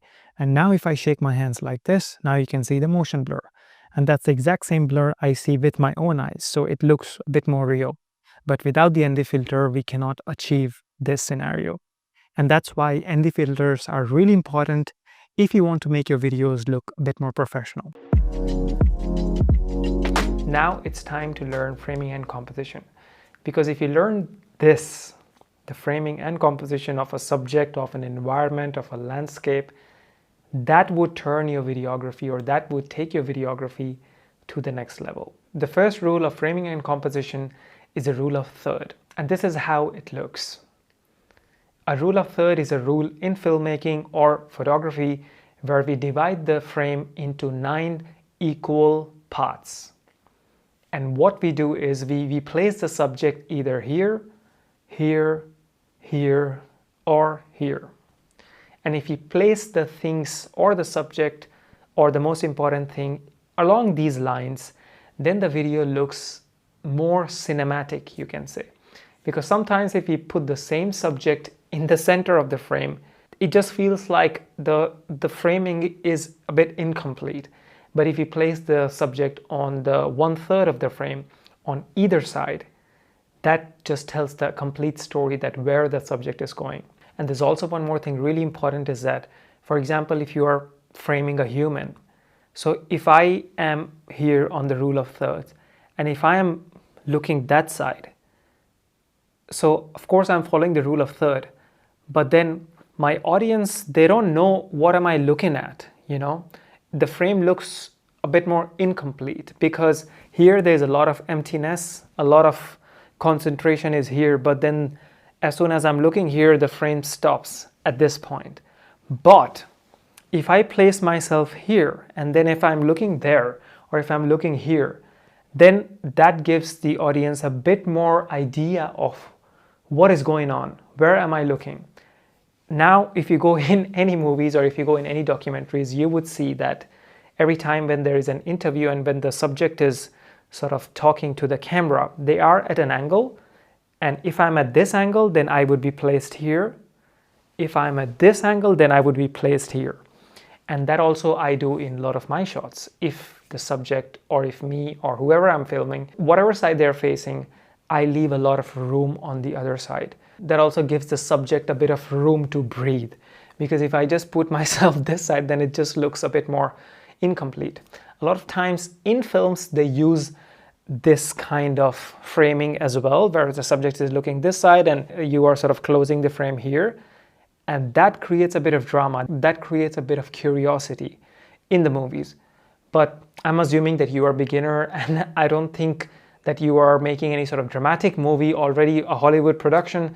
So I would say just stick to the rule of thirds where you place the subject here and they're facing kind of this way. But if you want to introduce drama in the scene, then you know what to do.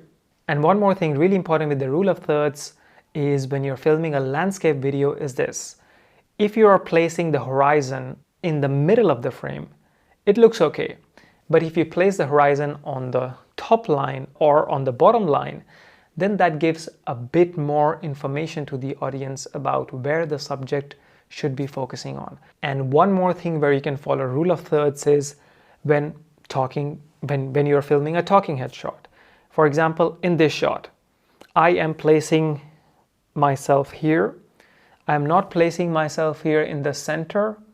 I'm just checking at the screen. So I'm not placing myself here in the center because that leaves a lot of room over my head.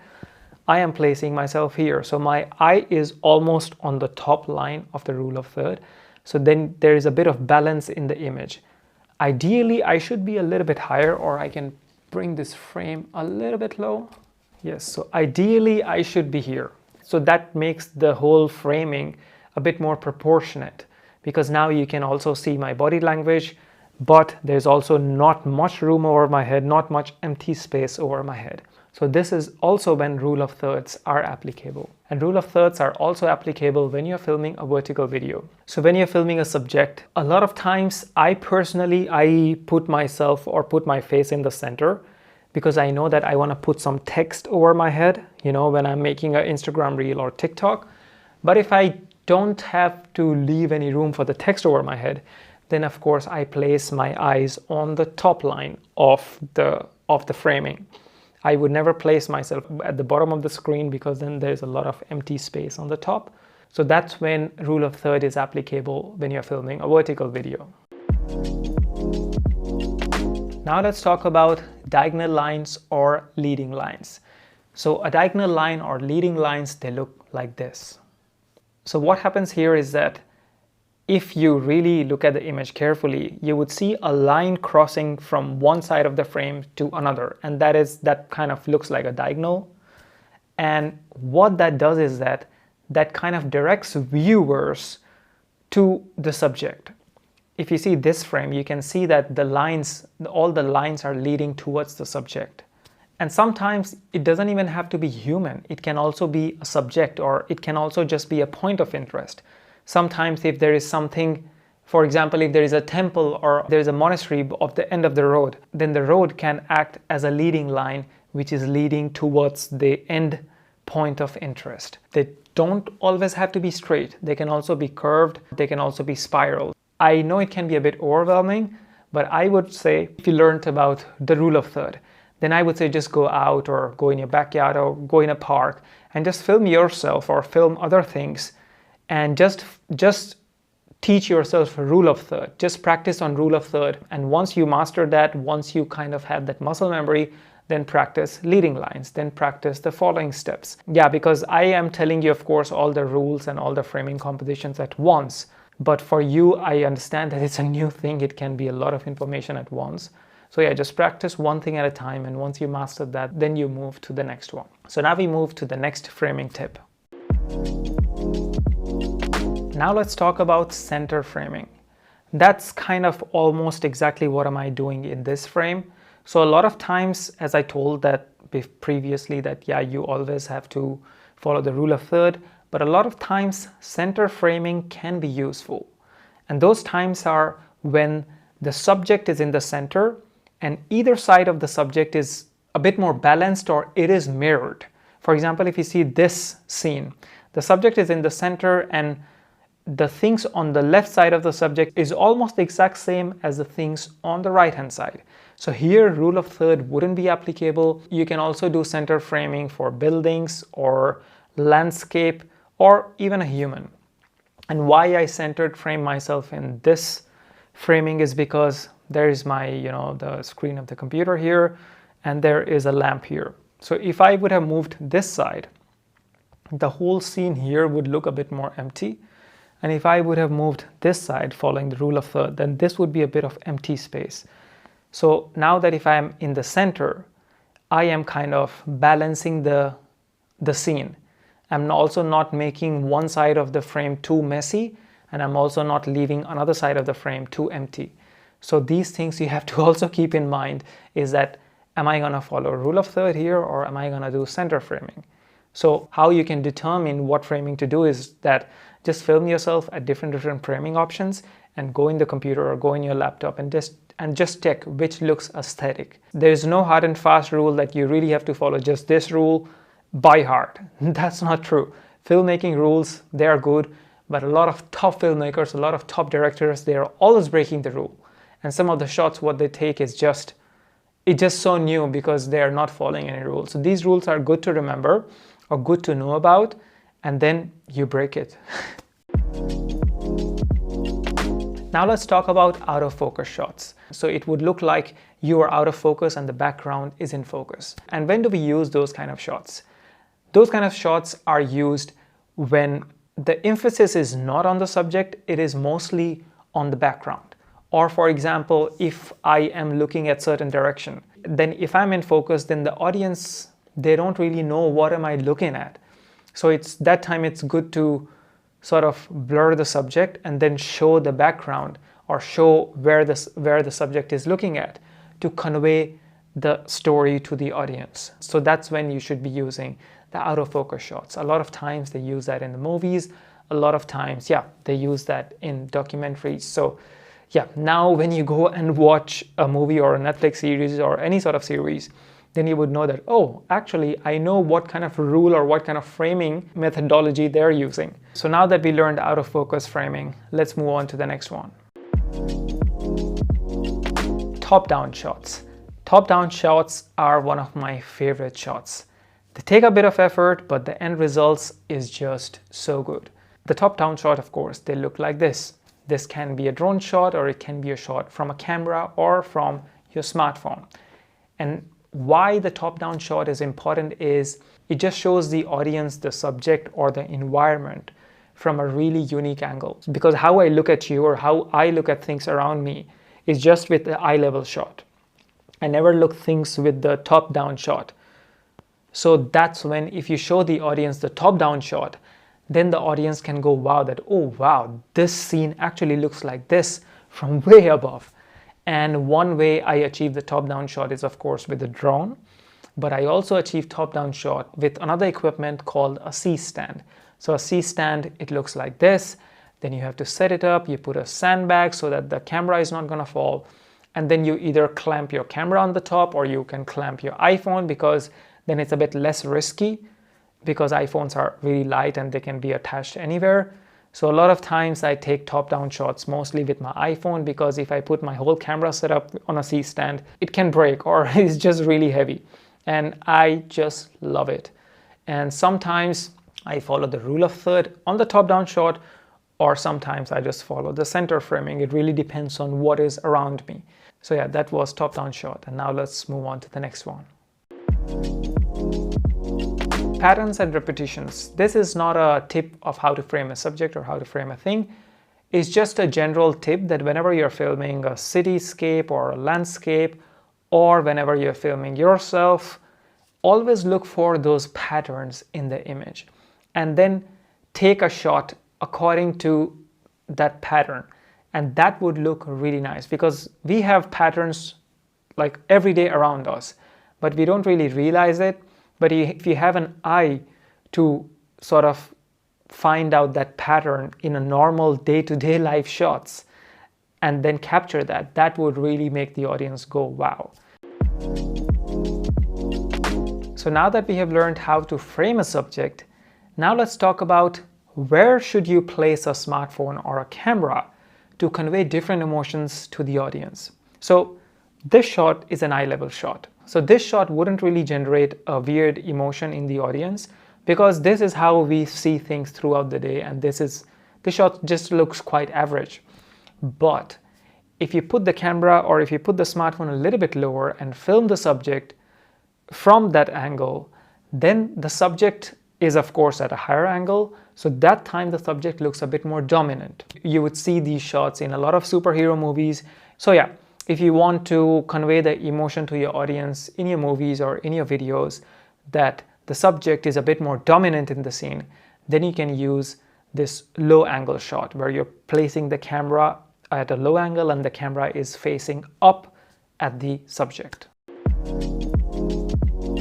And now let's talk about the high angle shot. So in the high angle shot, that's completely opposite.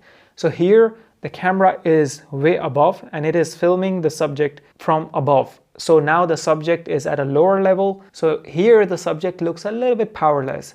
The subject almost looks like he or she is trapped in a frame. So yeah, when you want to convey a message through your videos that subject is a bit more powerless, then you can use a high angle shot. And the last shot in this section is the POV shot, or the point of view shot. So here you show the audience what you are seeing as a subject. So how you can achieve this shot is really easy. You can just place the camera or a smartphone here, and then whatever you're doing at whatever angle, you just film that. So if I'm just moving my arms and whatever if I'm doing with my arms, you show to the audience. A lot of times people have this GoPro mount attached to the chest or to the head, and that shows a really nice POV shot. I also take a lot of over the shoulder shot for my subjects, and that also is a POV shot because so that time the subject is kind of allowing the audience into his or her lives to show them how the life looks through their eyes. So that's why I think POV shots they're really unique, and they also are really beautiful. So here what we are doing is we are filming a morning routine sequence of just me making the coffee and doing some random stuff. So first shot is a close-up shot of a coffee machine. I think because the video is a bit too dark, the scenario is a bit too dark, the app is struggling to find focus, the Blackmagic Cam App. So what are we going to do to increase the exposure? I would increase the ISO, let's say to about 400. And the white balance, the image looks a bit too warm, so I would reduce the white balance and just see how it looks with my eyes. And I think, yeah, 3850 Kelvin sounds good. And I've also adjusted the focus on the button, which I'm going to be pressing. So what I would be doing is I would do a long press on the screen on the place what I need to be in focus. So you can see that it says AE and AF lock, which means auto exposure and autofocus is locked at that point. And of course, we are keeping the shutter speed locked as well because we are filming at 24 frames per second. And I would just bring my fingers in the video just to see that if it's in focus or not. And this is the final shot.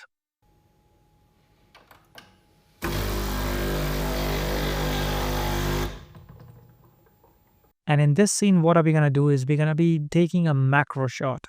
So to take a macro shot, you need to switch to the wide angle lens, the super wide angle lens, which is the 13mm lens, because that lens is a macro lens. And what I mean by macro lens is that you can come really close to the subject. So let's try that out. So I would just change the lens and I'll try to keep this smiley in focus.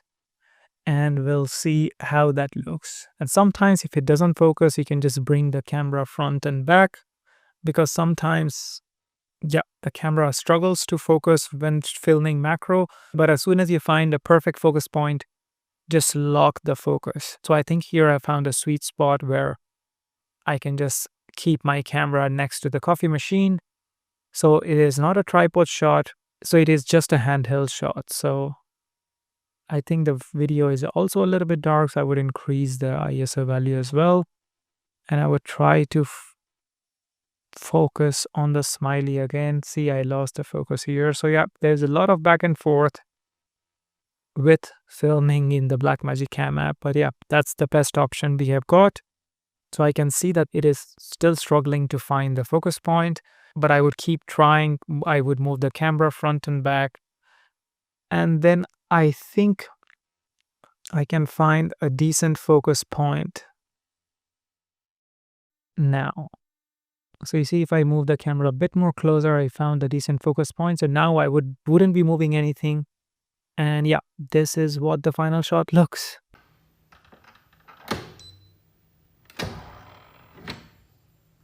And now after the shot, I have just put my iPhone on the coffee machine. And I'm just making the shot where I put the piston in the coffee machine, and this is how the final shot looks.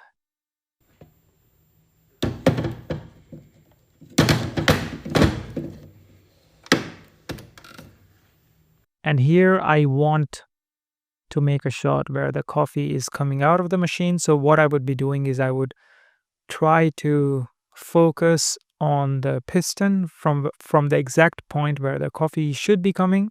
And now here it looks like things are in focus, so I would just keep the camera stable. I can also see that you can see my fingers and the iPhone in the background, so you should avoid that. But yeah, this is how the final shot looks. And I'm really making sure that everything is in focus, which I think it is. So once we are done with the coffee, now we move on to a wide angle shot in my studio. So of course, the first shot is with all the lamps on. And of course, I put the shutter speed 1/50. I have reduced the ISO to 640. The white balance I have kept the same. And I want to see how it looks. Maybe I would reduce the ISO a little bit because maybe it was a bit too bright. Or let's just go to 500 and see how it looks. I can see some of the zebra lines, but I think that should be fine because here the main goal is to expose myself. I would also adjust the zebra line settings.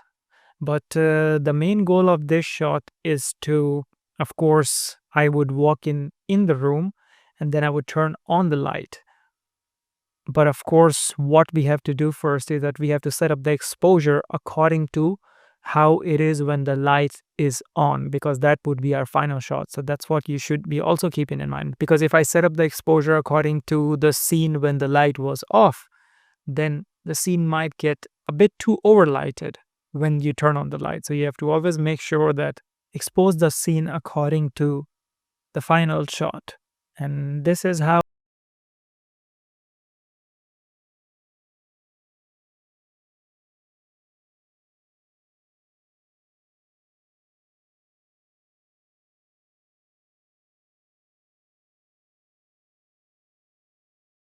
so the plan is that I would just bring and put the coffee mug on the table.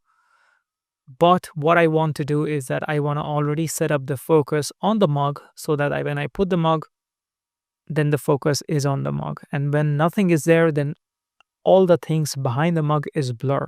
Coffee mug is blur. It is struggling to find the focus, but eventually we found the focal point and then we locked the auto exposure and auto focus.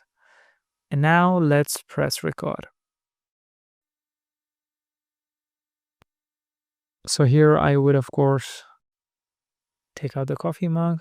So you see that when the coffee mug is out, everything is out of focus, and then the mug comes, which is in focus, which it looks really cinematic. And you can also see that the books, which is on the left-hand side in the left corner, they're also a bit blurry in the foreground. So that also adds a lot of depth. So yeah, this is how the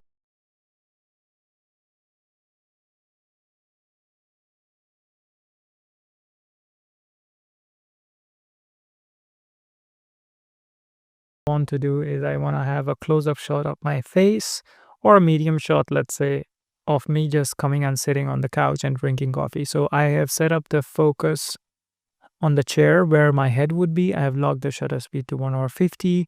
The ISO I have reduced to 200 because it is a bit bright on this part of the room.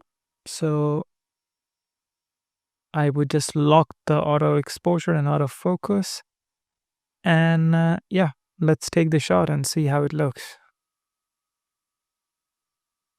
Here the mistake what I did was I've also locked the white balance to 3850. I should have changed it according to the scenario. And one more problem what I have is that I have put the auto exposure autofocus to the wrong part of the screen. So you see my head is a bit more further than the point where I have locked the focus point, the focal point. But the shot still looks pretty decent.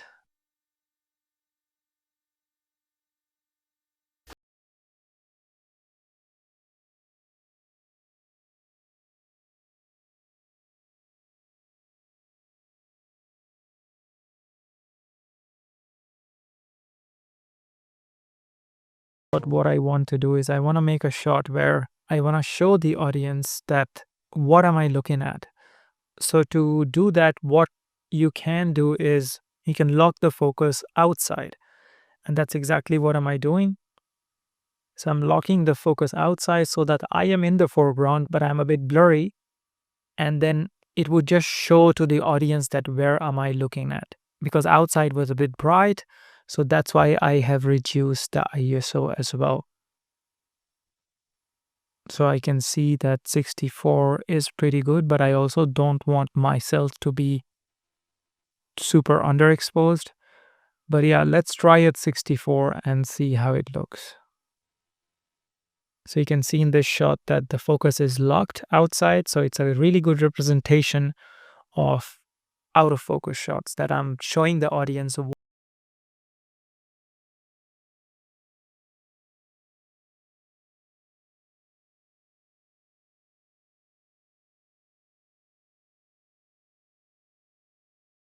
sequence of my morning routine. And I also took a wide angle shot again, just to sum up the story to the audience that where I am and how the scenario looks like. So yeah, that's how you should be filming in your house with the Blackmagic Cam app. Recently, I went on a short camping trip and I filmed some videos from my iPhone, and then I also screen recorded the video settings in which I have filmed everything. So what we're going to be going through here is that I would be showing you my entire process of filming a video sequence, and then how am I changing the video settings according to different scenarios that you can all learn from here. So let's just play this, and then I can just walk you through what's going on.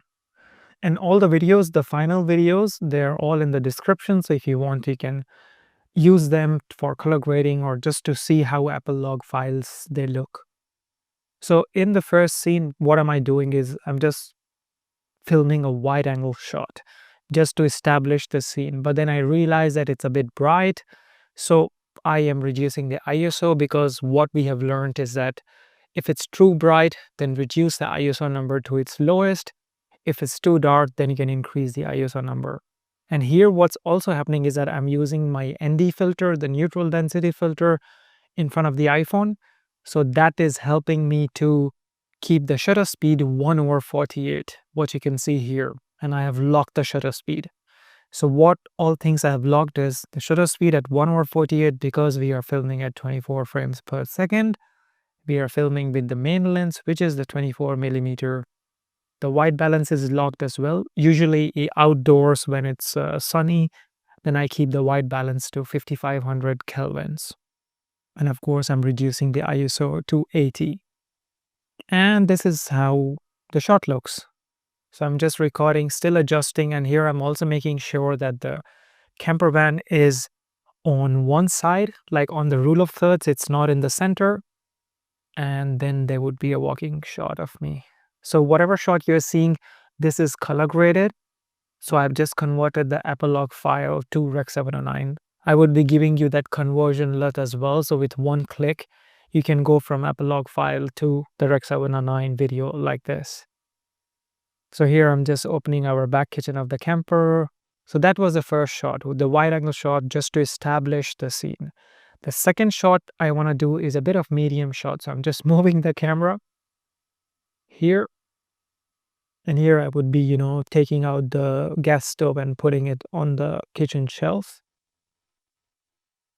So still adjusting, and I'm also making sure that the kitchen shelf is on the bottom line. You can see it's not in the center, it's on the bottom line. And here I have a feeling that the mat on this mat, it's a little bit bright because the sunlight is reflecting on it. So I'm sort of twisting the ND filter because the ISO is already at its lowest. So if I twist the ND filter, then it becomes a bit more stronger sunglasses. And now you can see that now I'm seeing the mat really clear. So of course I adjusted the ND filter, and now what I'm also doing is I'm locking the focus point to here. So how do you lock it? Just keep pressing on the screen, and then it would show that auto exposure and auto focus, they're locked. And once I lock everything, then the focus is of course not going to change, and then I can place the subject, what has to come, right at that point. So you can see that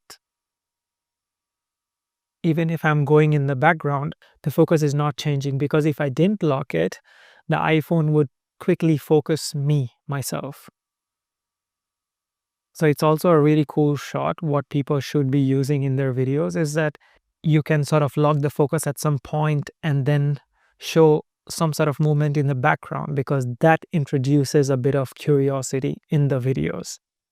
So I go take out the gas stove and then bringing the gas stove, just opening it. So there's a lot of jump cuts. So I'm cutting, with the action. So you see, there's a bit of motion blur now. Because I'm filming at 1:48, there's a bit of blur. It looks much nicer. Later on, I'm also going to show you some videos where I didn't use any ND filter and it doesn't look perfect. But now let's focus on this shot.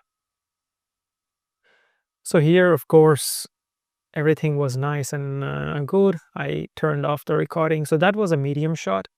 Now what I want to do is I want to push it a bit more close. So I want to get a shot where I'm turning on the gas stove, so then you can see the fire.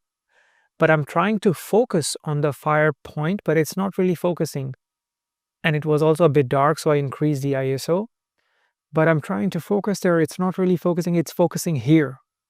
And I wanted to focus here. So then what I did was I went to this panel here, because that is the focus panel. And then I changed the focus to manual focus. And here I would be dragging the focus bar. If I go a bit down, then I can see that now the focus is there. So there was one way to lock the focus, was to just press on the screen. The another way, if you really want precise focus, then you can just go to the focus panel here, then just toggle the switch and see for yourself where the focus should be. So I think that was really nice, and this is how the shot looks. So the gas stove turned on, but you could not see the fire because it was just too sunny. But yeah, you can see that it looks really nice because now the focus is not changing. So that's how you can also do some shots with manual focus. And you see, I'm keeping everything on the rule of third line. Nothing is in the center. So now we did a wide angle shot, the first one, then we did a medium, then we did a close up. Now we're going to jump back to the wide angle shot to show the audience what's going on, how the environment looks like, and how the subject is. And what I also did was I changed the focus to auto. You can see here. Let's go back. I changed the focus to auto. So then you don't have to worry about the focus. And this video was a little bit bright, so I have also reduced the ISO back again. And this whole time, the ND filter is attached to the iPhone. And I'm just setting up a shot so that it looks a bit more nice. There is a bit of diagonal lines going here. And on one side of the frame is the gas stove, and I should be standing on the other side. But you see, just when I started recording, the focus was just out of place. Even though it was in autofocus mode, it just goes out of place. So then I can see that it's autofocus mode. Then I just tap on the screen, tap it everywhere just to see if it's in autofocus, if it's really in autofocus or manual focus. And now I can see that this is in auto, and you can see the focus meter changing because now it's trying to focus on me. So this was just a test shot I did just to see if it's really focusing on me. So that's the thing, that like the autofocus of the iPhones, they're pretty good. But if you have a little bit of doubt, just do a test shot and just see for yourself if it's in focus or not. So then I did that. I checked in the video. I was like, okay, yeah, it is actually focusing. So then I press record again, and then I'm filming. So this is the final shot. So you see, I'm on this side of the frame and the stove is on this side, and it looks pretty decent. And now we're going to move to some other shots. So here I want to show the grinder. So I just tapped on the grinder so I didn't continuously tap. I just tapped a little bit so that the focus goes there. Because if I press it for 2-3 seconds, then it locks. If you just tap it a little bit, it shouldn't lock. You can see autofocus here. So I tap it here and then it focuses here. And this is how the shot looks. So now the focus would be tracking the grinder.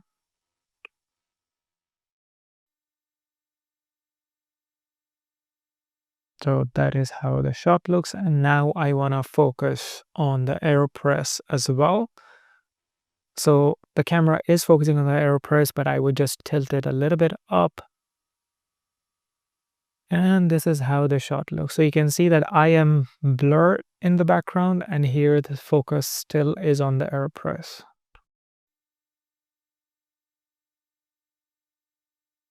And all the video settings are the same. I'm just changed the ISO to 160, but I'm just turning on and off the ND filter to reduce or increase the exposure. And then after this, there's a tricky shot. Here, what I wanted to do is that take another shot where I'm focusing on the grinder and then the beans are sort of going in. So here I'm sort of adjusting the focus with manual focus bar. And then I also press on the screen just to make sure that my focus and exposure is locked. Oh no, here I didn't press on the screen. I just set up the focus with the manual focus toggle here, and I kind of had an idea that it is in focus now. So you see, this is how it looks. So if I didn't lock the focus, then it would focus on my hand. So everywhere there is a movement in the screen, there the iPhone would focus. But at this point, it is not focusing there. It is just focusing here because that's where the main action is happening. And then there is another shot, another one where I'm using the manual focus. So here I'm changing the focus again. But it's really difficult to see where the focus would be because I can see focus here, I can see focus here, but the coffee would be coming in the middle. And I'm also reducing the ISO because it was too bright. But I'm just bringing my fingers here. You can see just to adjust the focus because that's exactly the point where the action would be taking place. But I didn't have a reference object, so I just put my finger there. And then we know that that is the focus point. So I'm just putting the coffee in my AeroPress, and then we are putting the water. So you see now the water stream is exactly in focus. Because if I did focus on this plane, then the water might have been a little bit blur. And this is the shot what I wanted, this one, so that the coffee just comes up and that there is smoke.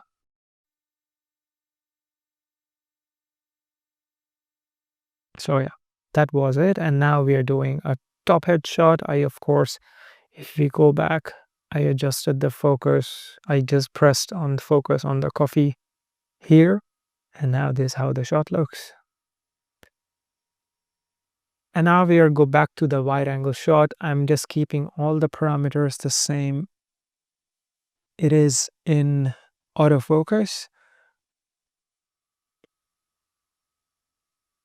I would just press on the blue because it was in manual focus before at 702. So then I just pressed auto, and then now if I go in the frame, things would change. And this is how the shot looks where I'm kind of pressing the coffee. So here I can see that the focus is on the AeroPress, and now here is on my finger. So it keeps changing, but like it is on the main subject, which is myself or the AeroPress. So that was a sequence of me making a coffee with the iPhone in-app log. So let me give you another example in the next chapter of another sequence. In this section, we are filming at different focal lengths, which means I'm changing the lenses in the iPhone. I'm also changing the frame rates. So let's begin, and then it would all make sense. So I would just mute it. So here is just a walking shot of myself, and I have ISO really as low as possible, shutter speed 1/50, or you can also do 1/48 or 1/50. It is really up to you. And here I just wanted to show you the stabilization. So this is how the video looks after the stabilization is on. So you can see how smooth it is. And if I turned off the stabilization, then it just goes all over the place. And because I'm using the cinematic mode in the stabilization, if you can do extreme, but then the Blackmagic Cam App, it becomes a little bit slower. So that's why I keep the stabilization to cinematic. And yeah, in the app, it looks like it's still shaky, but in real life, you can see it is really nice. And if you want to increase the stabilization, you can do that in whatever editing software you're using. And it just looks really nice. So here you can also see I'm using the diagonal lines, which is leading up to this farmhouse. And the next I am doing like a vlogging shot. So let's hear the audio, because as I told you before, the iPhone's mics, they are not the best, and it was quite windy, like not even quite windy, it was just a little bit windy that day, and you can see how bad the audio sounds. Here I'm filming myself. It's just a vlogging shot, so of course all the settings are the same, shutter speed is the same. So let's see how that looks. Now the sun is behind me, so the shot looks pretty good, but then the audio is pretty bad. Suffer because now whatever audio you're listening to, that is from an iPhone, but after color grading it still looks, the video quality at least, it looks really beautiful. So that was the vlogging shot, and now I'll just mute the screen again. This is the shot where I want to change the lenses, so I have switched to 120mm lens, which is the telephoto lens. I'm trying here to keep the camera as stable as possible. And because the aperture of this lens is f2.8 as compared to our main lens, which is f1.8, so then the video becomes a little bit darker. So then I'm not sure if I increased the ISO. No, I didn't increase the ISO, but I should have increased the ISO maybe to 100, 120 or 150. But yeah, anyways, this is a shot. And that's the good part about filming in Apolog, is that even if you filmed in a little bit less exposure, you can still change the exposure pretty easily in the post-production. You can push the footage so much when it is filmed in a log format. So I'm taking another shot of this farm.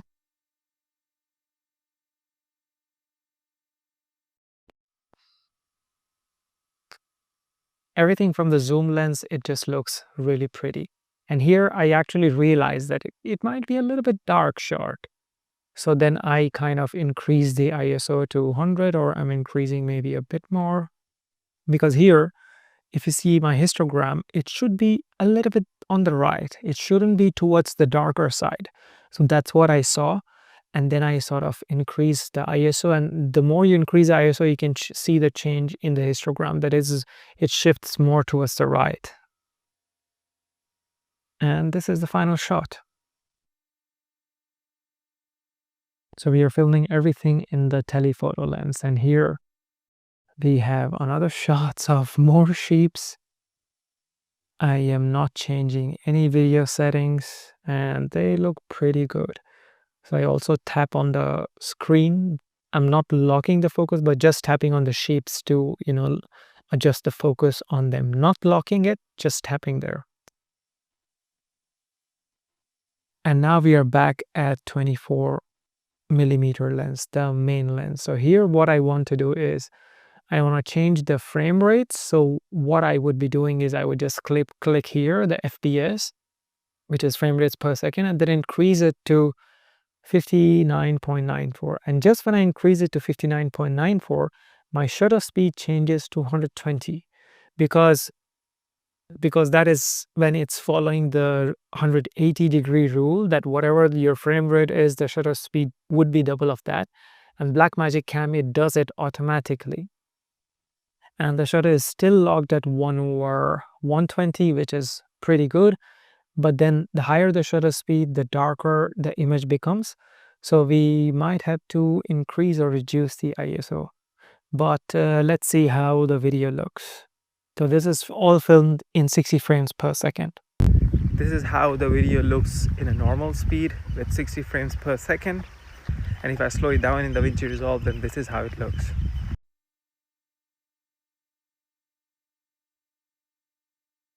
So you can see here that, of course, I have slowed down the speed to half. So now we get a really smooth slow motion.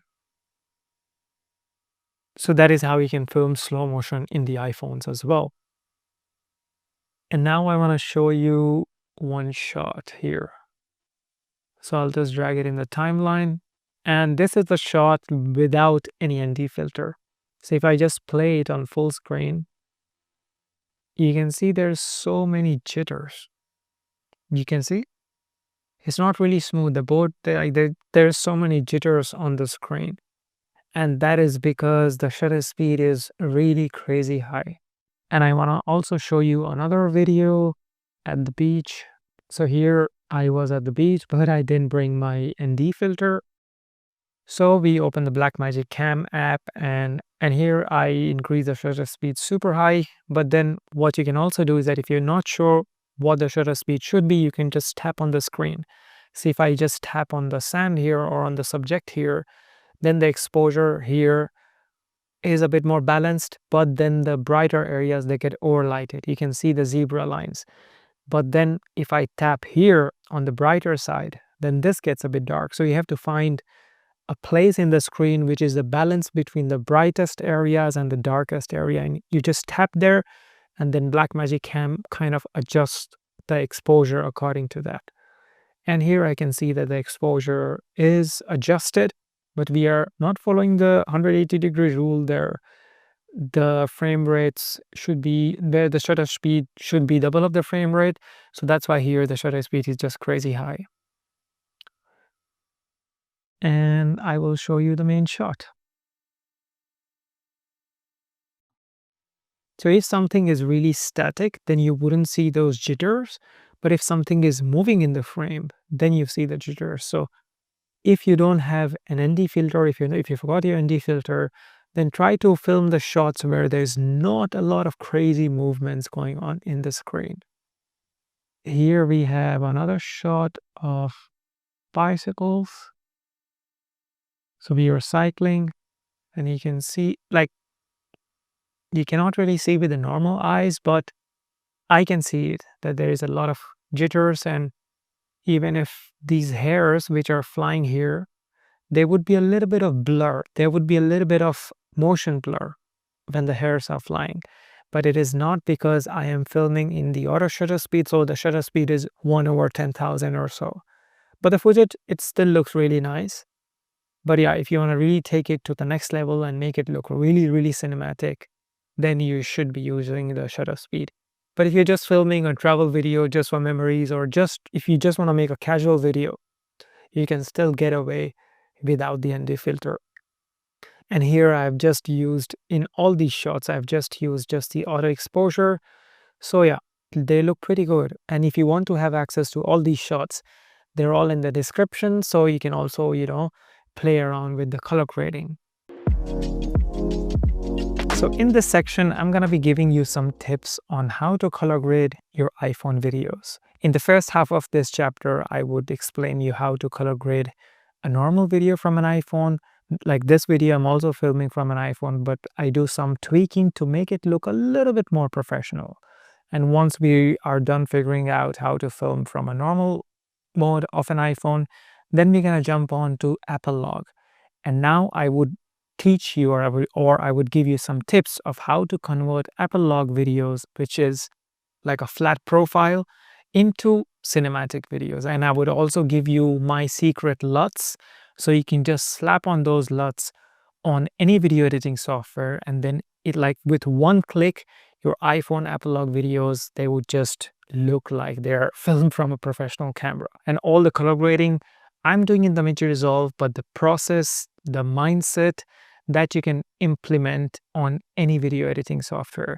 And if you're interested in learning DaVinci Resolve, or if you're interested in switching to DaVinci Resolve, which is an amazing video editing software and a color grading software, I have published tons of classes on DaVinci Resolve, where I teach from scratch to absolute beginners how to edit videos, or how to color grade, how to get that cinematic look in DaVinci Resolve. Because if I start teaching that now, this class would already be for five hours long. So I don't want to waste your time if you are not a DaVinci Resolve user. But if you are a DaVinci Resolve user, then I'll put the link of all the classes in the description, and really I would recommend them to check it out. But anyways, now let's jump in DaVinci Resolve. And some of the things, so this footage, what you see, it is shot in a normal picture profile in just a normal camera mode. Like what I'm filming now is just, there's no video settings, no Blackmagic Cam app, it's just recording from the normal camera app. So first thing what I notice when I film from an iPhone is the footage is a little bit sharp. You can still see those blur because it is filmed from the main camera, which has pretty good quality. So what I usually do is reduce or increase the softness in the image, because iPhone, what it does is that it kind of introduces those artificial sharpness. So if I just reduce the sharpness here, not too much, then this footage already looks like it is shot, yeah, on a professional camera. So I've reduced the sharpness a little bit. And then what I also do is I kind of increase the contrast a little bit or reduce the brightness. The first thing what I would do is reduce the brightness a little bit and then increase the darks and increase the shadow. So I would just increase the contrast of the entire image, and that gives me this really nice image.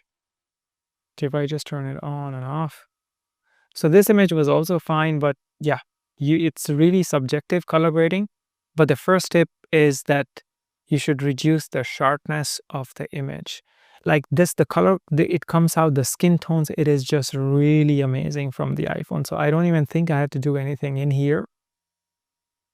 But I can maybe show you some other example where I have filmed from an iPhone and it is a normal picture profile, and that we can do some tweaking in.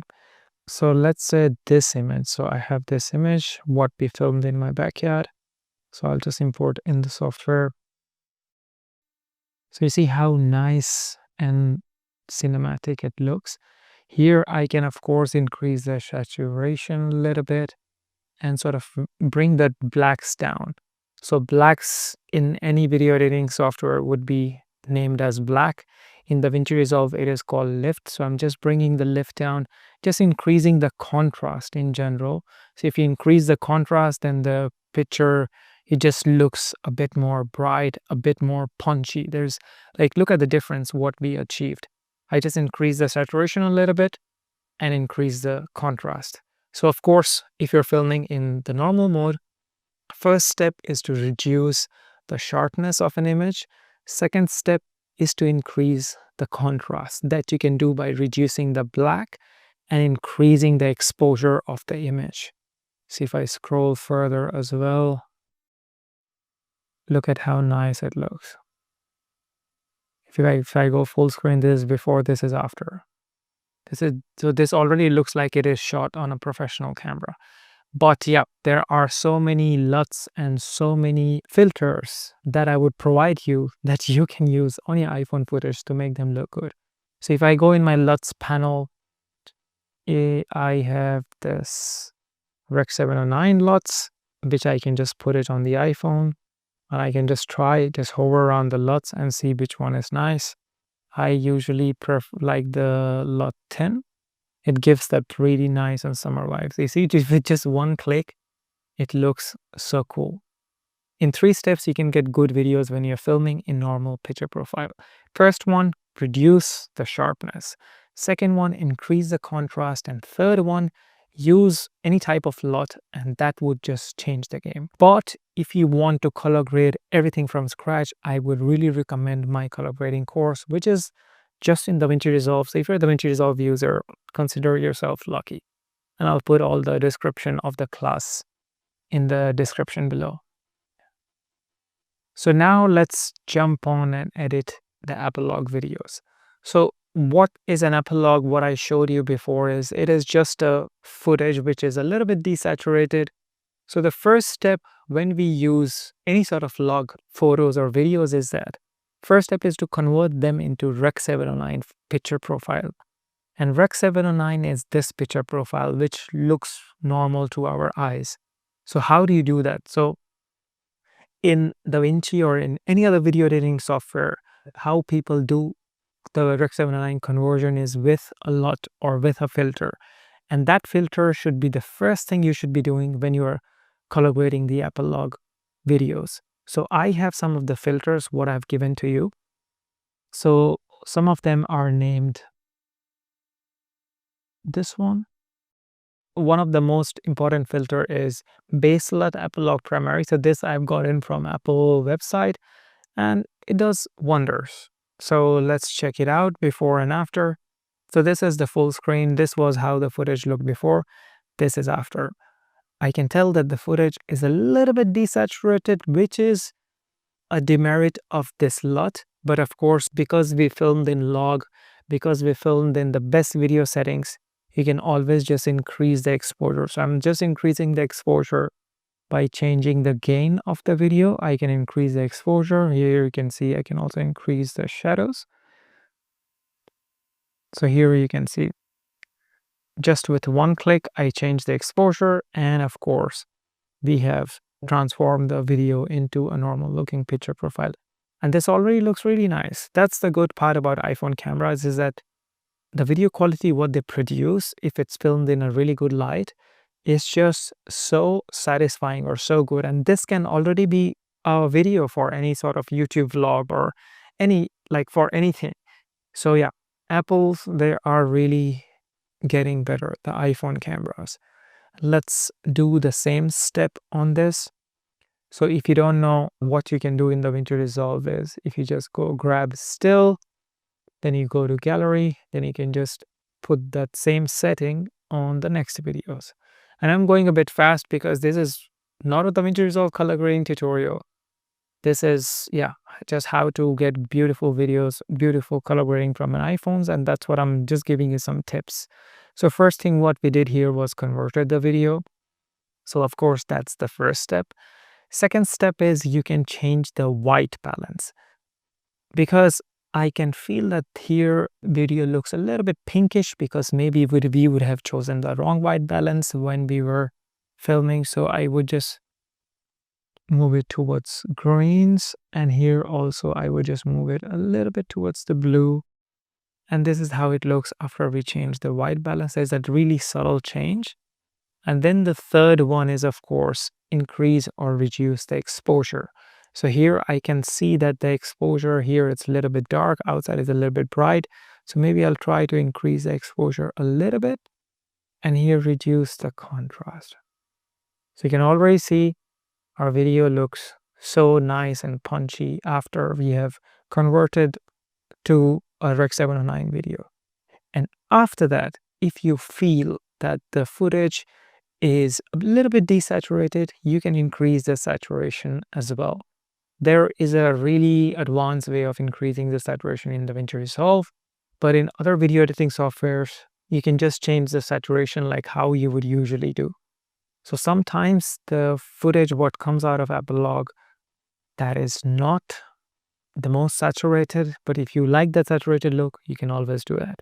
So how you do saturation in DaVinci Resolve is, let's do here exposure.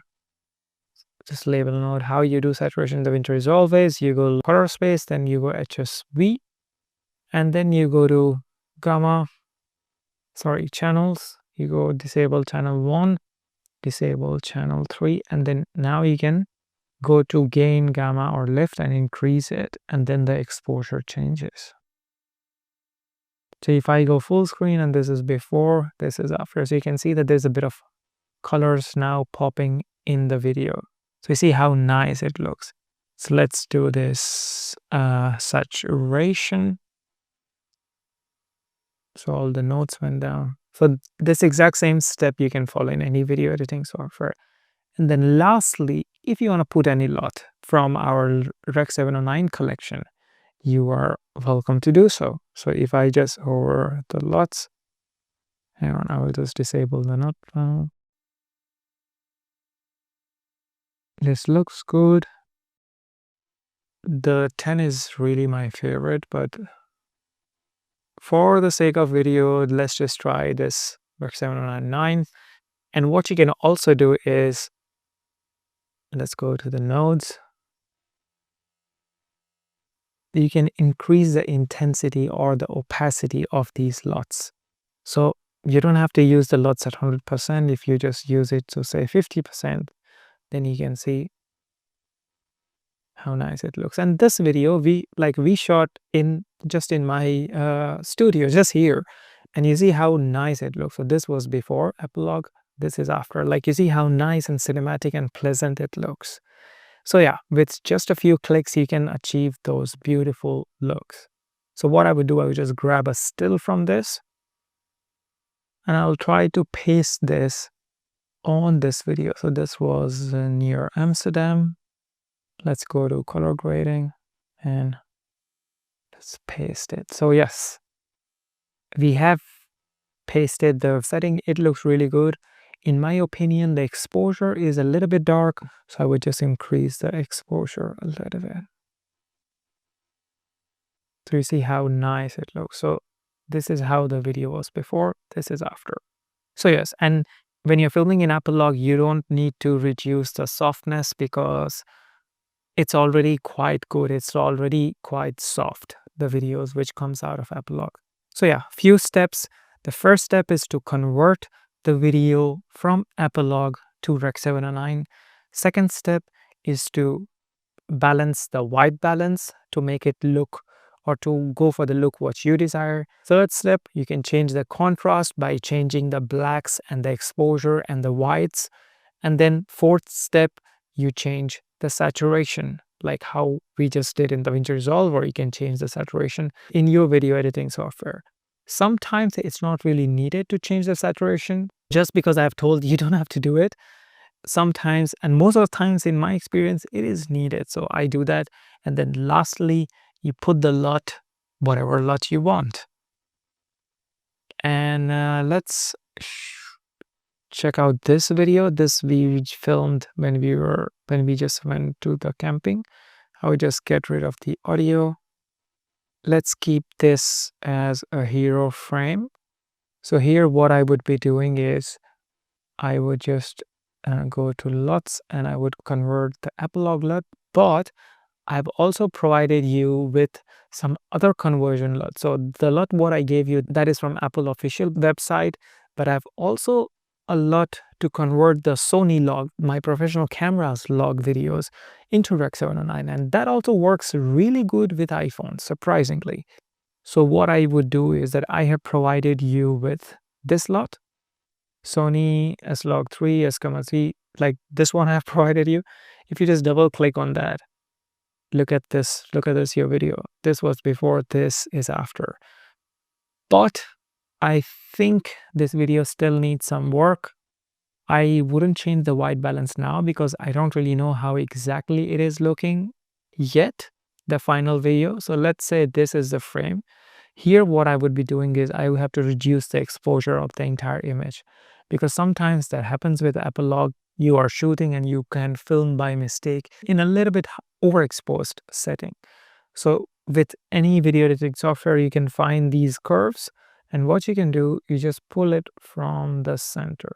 So if you pull it from the center just a little bit, you don't have to go all the way down, just a little bit, then it makes the video look a bit more professional, a bit more softer, a bit more neutral. And here I can see that I don't really need to change the white balance. The white balance is pretty good. What I do need is to increase the saturation. So you can change the saturation how you want in your video editing software. I would do how I usually do in DaVinci Resolve. And here, if I just increase the gain, so you can see if I increase the saturation, then I see that the video, the footage may be a little bit yellow, or I think it is fine because it is summer. Looks pretty good. Look at the skin tone. It looks really nice.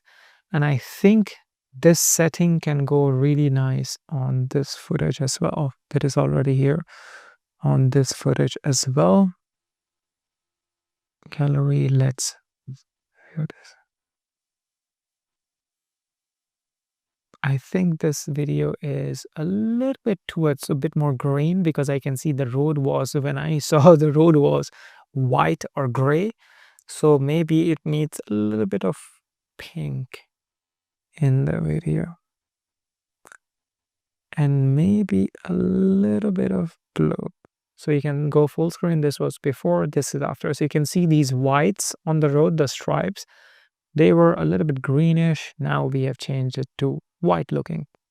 So yeah, that's how you can color grade an Apolog. And what I can also do here, I think, of course, it's good what we did with the graph, but I would change it and I would just reduce the blacks. See, if I just bring in more contrast in the image, let's see how that looks. So I think, in my opinion, this looks good as well.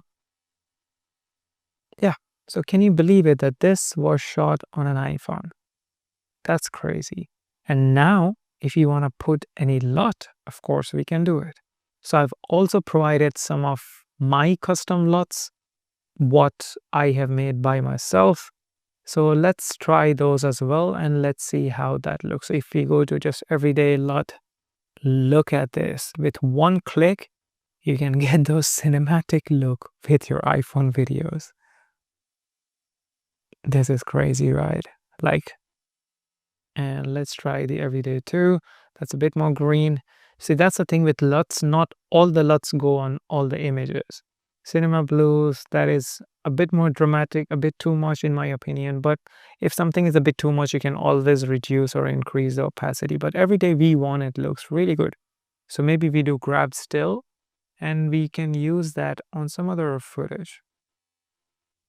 But yeah, if you really want to master video editing, do check out my color grading class. Look at this video, how nice it looks. And most of the people cannot even tell that it was shot on an iPhone. But before color grading, I really pressurize you to film in the right video setting, because if it's filmed in the wrong white balance, if it's filmed in wrong exposure, it can be a pain. It can be really a pain to color grade these videos. But yeah, I have given you tons of Apple log videos in the description, so you can color grade, and if you have any questions, please let me know. So now that you have a bit of idea of how to color grade iPhone videos, we are coming towards the end of our class. And I have a request from you. If you like this class, go to the comments or go to the description or go to the reviews panel and really just tell me what did you like about this class. And if there needs to be some improvement, please let me know as well. Because the more good reviews are there in the class, the more students sign up. So that helps us as the teachers as well. And one more thing, I also want you to make your iPhone videos like these. So if you have filmed a video from your recent trip after watching this class, just make a 30-second to 1-minute compilation and put that in the project section. I would be really happy to see what you have learned. And of course, you would never run into a problem unless you try it. And when you are going to film your videos or edit your projects, you would run into problems. I'm sure I would also. Then please feel free to ask me any questions regarding iPhone videography. So yeah, I think I've given enough information to you about making high quality videos from an iPhone. So yeah, go to the project section, check out the project, and check out all the raw videos and folders and LUTs, whatever I provided with this class. I hope you enjoyed this class, and I'll see you in the next one.